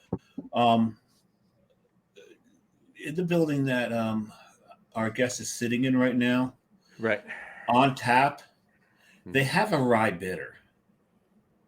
Yeah, we still have a bit of it on. Yeah. Yeah, I thought that'd be the reaction from John. Lucas is do you know the beer it. award Best of Craft Beer based out of Bend, Oregon? Yes, but it got third place this year for rye beers there. That's awesome. And like having a low ABV beer compete in a category that's typically overrun by big ABV beers. I was like, oh, that's sweet. I'm glad it's recognized. Can you call out to Lucas to pour us a couple? Yeah. We'll get them shipped out. We'll fold them up into milk cartons and get them out. There you go. That's the way to do it. I'm a big fan of rye bitters. That's why I wanted to bring it up, and I completely forgot about it. I'd seen that about an hour ago. So that rye bitter we brewed, and did you get a chance to try that when you were here? Don't remember. No, I didn't. I don't think it was on. It wasn't on in August, was it? Yeah, I think we did 2 batches this year because it won that award, and so you must have been in the gap. But yeah, we brewed that. Because I so would have ordered that. Yeah, we brewed that beer with a guy, Matt Leckie. He's works with BSG, one of the main suppliers out here, but he used to work at Bass Brewing, and so it's kind of working on that recipe with him as a bit of a collaboration. And I think it was like he was saying 12 years since he had been on a brew deck at that point. So he must have loved it, gotten back to it. Yeah, it was a blast. Yeah. This was the rye bitter we just did a month and a half ago. Oh, awesome! I saw the can of it in the fridge. Do you? Yeah, we keep talking. I might open a fifth. Yeah. I have it downstairs. I can't read it. I do have to work tomorrow. The dog needs to be walked early. And my food is sitting downstairs for this cage isn't for me. This is for we have we do have a comment. Oh, I know this guy. Brian Boak, cheers, Brian. Cheers, buddy. Cheers, bud. LA. Azlan Brian used to own a brewery in New Jersey, closed 8.5 years ago. But still brews beer at home. Brews amazing beer at home. Pull it back up again. So if you see his Facebook profile page, that's his Monster Mash logo for Monster Mash. He just brewed it. He just brewed a batch of it at home too. So yes, he did just 2 weeks ago. Yes, he did. Nice. So he was one of the OG brewers in New Jersey. Yes, he was. And we just saw him last weekend. Not this past Sunday, the Sunday prior at a tailgate for the. There's Dave and Brian together. Yeah, there we are. Oh, look at you two. We're having fun. We know why we're having fun. Your moms would be proud. We're having so much fun right there because the game hadn't started yet. The game hadn't started yet. That's the difference right there. 100%. That's the difference. The beer was pouring. The food. He's got one of the biggest tailgate parties in the parking lot, and we have so much fun when we go there. Such great food, such great beer. I'm trying to find that picture. I know where it is. John spends a lot of the time on the show looking for pictures on his phone. Fair. You got to have the relevant context, Absolutely. No, but this it's in the Facebook group, and there's so much shit that goes on in this Facebook group. It'll take me an hour to scroll back to the damn picture. We love the guys in the Facebook group, even though they're a bunch of idiots. Because we're a bunch of idiots. Well, we resemble that remark, so exactly. Yeah. There are friends. So exactly. So this is when he's doing this. We've got to fill airspace. And you're filling it very well. I'm almost back to it, as a matter of fact. We've almost got it going. No, there's a reason that I'm actually going back to it. All killer, no filler, right? But yeah, Exactly. but Brian put up another comment there, and because Brian was just down at Outer Banks in North Carolina, New Jersey, and oh, geez, he didn't have that. He had a couple Lost Colonies at the. No, we drank that. Oh no, Did we I drank that. We didn't. You didn't drink that. I drank that with him at the last tailgate before. The last tailgate before, we had a couple of others at the tailgate. So Lost Colony. If when I get down to the Outer Banks again, definitely have to find Lost Colony. Outer Banks is such a cool place when it's not being destroyed by hurricanes. It's seriously. Grim. What is like a big weather event in Vancouver?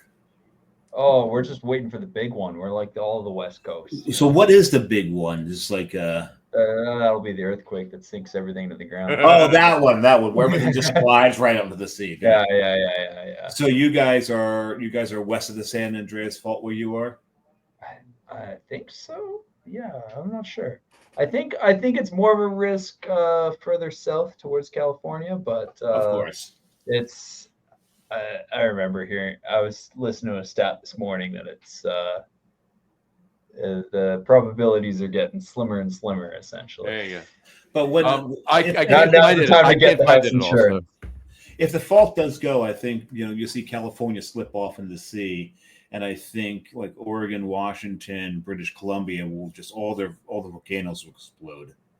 Yeah, I don't know if that'll. Then we'll get bigger ski mountains, right? Yeah, so the skiing is going to suck, but it's going to be warmer. There's that. You got that going for you, which is Dave. Dave, it was a picture of me, you, and Brian when me and you were doing shots on Alert. I can't find it. Oh, you can't find that? I can't find it. Where was it? So I've never tried Malort yet. You've not tried? Don't.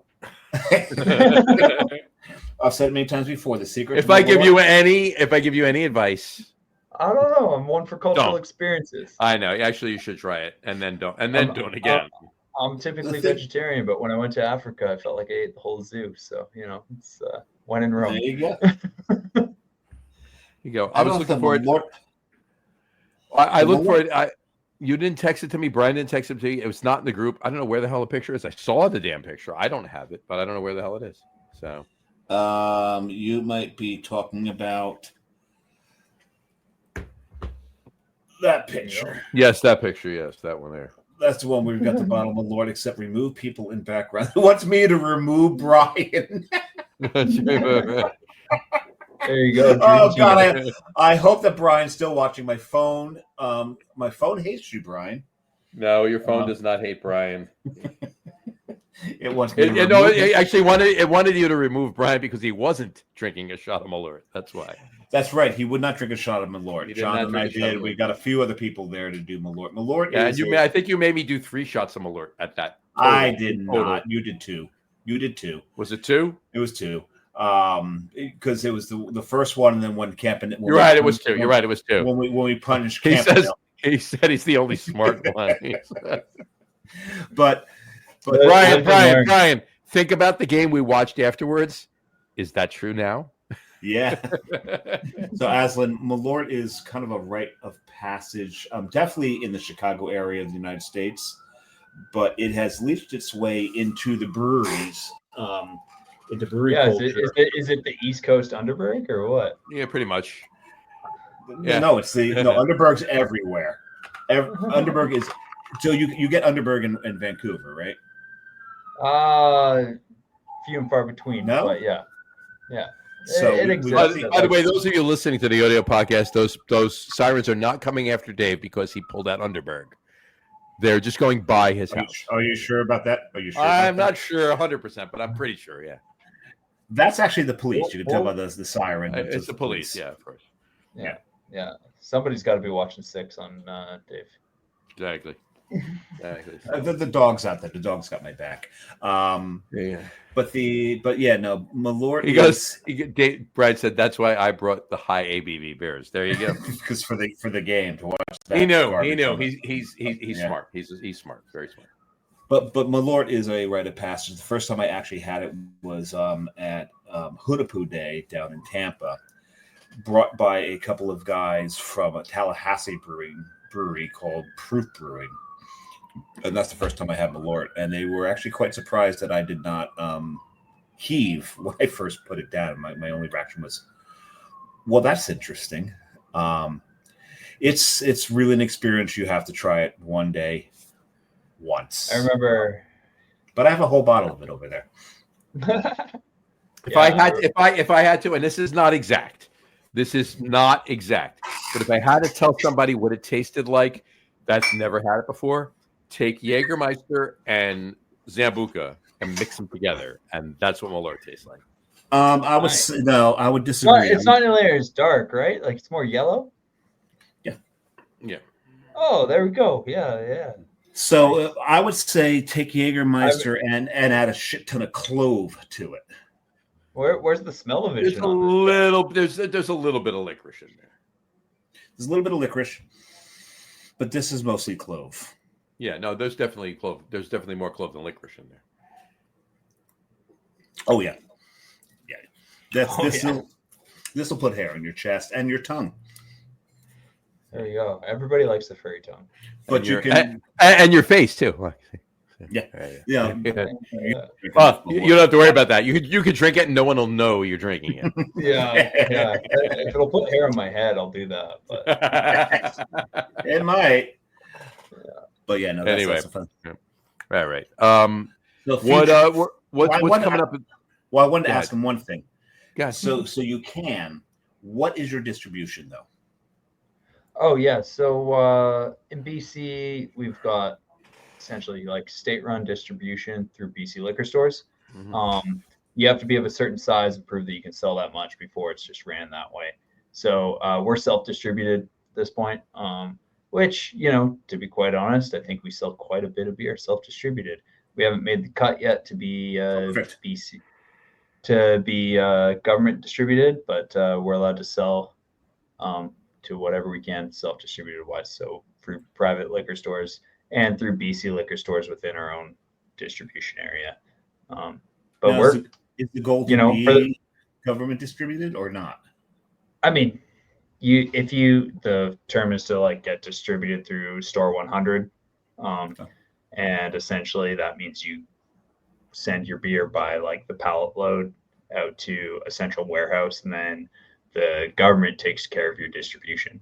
So you basically get a government. What can go wrong? Exactly. What can go wrong there? Yeah. Make all the money. I mean, yeah, exactly. It's not. That's the hope. It's probably not handled the best, but I would almost want to stay a little bit lower and just self-distribute. Yeah, that's what I'm thinking. There's definitely there's the goal. The BC's, we're not nearly as densely populated as you guys are. So I mean, to pay a delivery driver to drive as far as he needs to sell one flat, it can be kind of punishing at times. Yeah. With the sales staff and the amount of face-to-face interactions that need to lead up to that. So, I think for a lot of people, their goal is that, and it definitely is a goal for us. For SKUs that we know will sell, we don't want to all of a sudden be distributed way out there. But if you want our beer, the best way is to get it locally within liquor stores. We're pretty widely distributed amongst the Lower Mainland here in Vancouver. And if you don't see it, request it. So no distro in the US. No distro in the US. That's a whole other nightmare. The Canadian beers I have seen distro down there, the markup on them is kind of inappropriate. And I think a lot of that is just based on what they have to pay to get it done. It's the duties and taxes. Yeah. Exactly. My real job is logistics, so yeah, I get that. Yeah, so I understand why it needs to be charged that much, but yeah, that doesn't seem like a market where then you're sold at a competitive rate when you guys have such incredible beers. That's the nice thing about staying local, Oh yeah, there's service the market you can and being in control of the product where you can. Which is weird because Unibrew is actually quite affordable here. The stuff that we get out of Montreal is quite affordable. So it's interesting that you don't see. I know they're owned by AB InBev, So maybe. But they weren't always, and when they weren't, they were still an affordable beer. Yeah. There's always loopholes. And That's not me. I'm not the guy to figure out those loopholes. At least on that avenue. Yeah, Good to Shiel is, they're not exorbitant in price here. Nice. Yeah. They're not cheap. Fresh Mortel is great. Oh yeah. Oh God. That was on our top 3 list last week. That was my number 1. So there. Yeah. So yes, Porsche Mortel. I've actually drank that at the brewery, John. Hold on, I got it. I'm going for a record here. There we go. Yeah. I've probably consumed more Pêche Mortel than you ever have, but you had it at the brewery. I had it at the brewery, and that trumps all. There you go. Had it off the tap. I think the biggest finger he ever gave me was Here we go. Argentinas off of tap 8, Tap 6. Tap 6. At Schneiderweiss. I think he's. By the way, and it was 7:30 in the morning. He woke me up because it was 12:30 there when he sent me the video. When he was, video. I mean, that's on you. You got to set yourself to no notifications at certain hours. He's right there, and I really think that he pulls some muscles. Could be the finger that time. Then I got up and I had to have breakfast with an Aventinus too. I mean, in a bottle. And what did I have for breakfast that day? Did you have bratwurst? I had a bratwurst for breakfast. Of course you did. So there you go. Anyway, what any events coming up next year? Different beers that you know already that you can put out there? Oh, teasers, Jesus. Man, you're expecting me to do like serious production planning. Little teasing. Or just your wish list. Hopefully it gets done, kind of thing. You can even talk about. So I don't know if you guys have any mountain bike fans that are listening to your stuff, but like Vancouver North Shore is known for mountain biking. We've got a lot of bikes that are done here. Last year we did a beer with Paul Brody, which was of Brody Bicycles. Sure. And yeah, we did a big show and shine outside of the street. So we're working on that. Event was great. They used to do an annual event pre-COVID for vintage mountain bikes. So now we're looking at making it an annual event here and being able to host that, awesome. Kind of continue that. So got some things in the works for brewing a special beer for that, as well as have just the theme for this year's show and shine. It's kind of that's a fun event. It's it's casual in the sense that it's like, I don't know, the event's as good as the community supports it, right? We had over 350 bikes registered last year. Wow. With I think all of the proceeds is like $10 to register the bikes. All the proceeds went to a local community bike shop around here. We brewed a beer with Paul, with his kind of celebrating his inauguration to the Marin County Mountain Bike Museum, and then also celebrating himself. But yeah, it's that's a fun event. I look forward to it every year. This is like my other nerd aspect. Sure, I nerd out on beer, but vintage mountain bikes is a big thing for me. Skiing and mountain biking kind of do go hand in hand now. I got to tell you. Yeah, I mean, you got to do something on the off season. Exactly. Just what I'm hearing here, and I like this a lot, is we see in the United States, and now we're hearing that in Canada as well, is how the craft beer community is so part of the community. That's a big part of it. Sure. And just the charity work, the events that are put together, working with these special interest groups just to raise the money and make sure that they can keep going. That's just awesome. Yeah, and I think like with a lot of that too, it's just like, I mean, the pub has always been a community-based space. Yeah. So just like making sure that's part of the brewery and bringing that to it. Like, I mean, yeah, sure, it's the social lubricant, but it could be the social lubricant for good. Yeah. 100%. Absolutely. As it should be, yes. And a lot of times it is. It really is. Yeah. You know? Yeah. So I think, I just growing on that. I mean, that's a big part. We all everybody who works here and like the owners, everybody is from this neighborhood. Like there's a reason the brewery is here is because we hate commuting. Because we like our neighborhood. Yeah, same diff. Not what I was expecting, but works very well. We're from New Jersey. We get it. Yeah.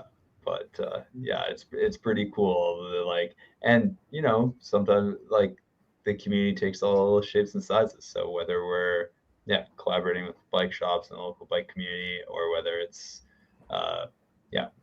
Bay Brew is like one thing we've been doing lately that's been a lot of fun. And sure. The toy drive, all these things. It's like a rising tide lifts all boats, right? Oh yeah, love it. Yeah. Love it. Love to hear love that. Love it. All right. Yeah. Not all right. Right. Love it. Just love it. Yeah, just love it. Love space. Yes. Yeah. Only one T. Only one T. There you go. All right. Any last parting words for anybody listening about Main Street or yourself, for that matter? Words of wisdom. A quote from a Elizabethan poet. A quote from a Walt Whitman book. Anything. Yeah. What does American beer and sex in a canoe have in common? What's that? It's fucking close to water. There you go. There we go. That's what I wanted him to say it. I knew the answer to it. We know that one. We know that one damn well. Not anymore, though. You guys always beat us on the right. American macro lagers. It's interesting because, as you may have guessed, I travel quite a bit, and going around drinking here, there, and everywhere. You get to these breweries. Great song, by the way. One of my favorite Beatles songs. Here, there, and everywhere. Sure. They emulate a lot of the American styles, because we took like the classic styles, Americanized them by just by making them bigger, bolder, stronger. Murka.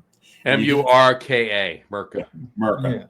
Yeah. You get stuff like Giesinger in Germany, who is vying to be the next tent at Oktoberfest. Yeah. But you go to the brewery and they've got a hazy IPA on tap. You know, it's the only time I was in Germany at all. You go to Germany and it's not like going to, Canada, the US, where there's a tap room, right? Yeah. It's a restaurant who is sponsored, who's they're the front Tied house. Yeah, exactly. That's a good word for it. But Giesinger is different, because you go to Giesinger and you walk in and they've got that board up. There's the board. There's the row of taps. There's a line. It's like, okay, so I'll take the hazy IPA. You grab your beer, you wander off. You keep your tab open. It's just like being in an American brewery. It's the only place in Germany or in Europe that I've ever been that was like that. It's just not a thing. So I have no idea where I was going with that. I'm not sure either. But he was talking about how Americans have taken all these styles, these classic styles, mostly some of the British styles, and just gone so overboard with them. Like we took, stout, and now we've got these pastry stouts, and we barrel aged them. And I love the barrel age. I can probably live without the pastry stout. Well, yeah, I mean, you take an imperial stout that you put a shit ton of candy and sugar and lactose in, but then you put in a bourbon barrel and it's better. Right. Usually, how about you just leave out all the candy and sugar and lactose and put just barrel age it? How about that? Have lactose stouts were they a thing in British Columbia? Oh yeah. It's all marketability. I mean, I think it's everywhere. You got to keep people captivated. Yeah, we see these trends. There's so many other adjuncts that you can put into these stouts before you barrel age them that are going to give them so much better flavor, other than just putting a shit ton of sugar in it. It really is. Yeah. Or a pallet of Twinkies. Yeah, well, sugar. Yeah. So, but whatever. But in any event, back to dial it back. Other than the American lager and canoe comment, Yeah, sorry. Yeah. No. That was just perfect. That was perfect. That was perfect. We own it. We get it. We get that. We own it. We're still apologizing for it with the stuff that. Well, we're apologizing for other people, like because we don't. Right? But in any event, anything. No, we're apologizing for our country and the shit that we put in general. out there. Yeah, exactly. Actually, what we're apologizing for is fucking over the Czech Republic by stealing their beer and making it the most popular beer on the planet. And that's another podcast, though. Yes, that's a different podcast. Yeah. No, anyway. I mean, like, I think ultimately, like, I've mentioned to you guys before, like, I run a podcast. Talk about your podcast. Say what it is. Yeah, we do want to hear about it. Sorry. Yeah, it's called. I don't run it. Actually, I shouldn't take any credit for that. It's Darren Binema from Yellow Dog and Neighborhood Brewing. He's the guy he's the mastermind behind it. I'm a co-host. Was it Yellow Dog a rogue beer? Oh, it's Yellow Snow. Yellow Snow. Very, very different taste. But a Yellow Dog could make Yellow Snow. Yeah. Yellow Dog was the dog in Funny Farm. Yeah. There we go. Chevy Chase movie. Yeah, Funny Farm. Yeah. But anyway. It's I mean, it's a plug for my podcast or our podcast called Why This Beer. But also we just interviewed somebody, Tessa. She's the head brewer at Land and Sea Brewing, and I mean, I can't pretend like it's my phrase, but she was just saying brew onto others as you would wish to be brewed onto yourself. I mean, just like make the beer that you want other people to make. And like that's like why we get to do cask beer. That's why we do old ales. That's why we do Grzycki's. We've got these other core products. And I'm behind. I would 100% on that. I would love everybody to love our core products as much as I love them as well. I put a lot of thought into those too. I mean, I say our American Adjunct Lager Crush. That's the beer I think about all day, so nobody else has to. But it's like, brewing those things. It's fun. It's kind of like anthropological. It's learning. It's like taking a trip without leaving the farm. It's nice. It's all that stuff, Yeah. I love it. I love it. 100%. I'm right behind you with all of that, and her with all of that. That's awesome. Yeah. What's the name of the podcast again? It's called Why This Beer. Why This Beer. We'll pull up a link to it. It's on all of the podcast things. We'll pull up a link. Exactly. Put it on our Facebook page. That'd be great. Absolutely. Share it all around. 100%. 100%. Back and forth. All right. Stick around. Don't hang up yet. Don't hang up. What am I? 90. Don't sign off yet. We'll talk after the show. But on that note, we want to wrap up the show for today. We want to thank everybody for watching. And for those of you just listening to the audio podcast, thank you for listening.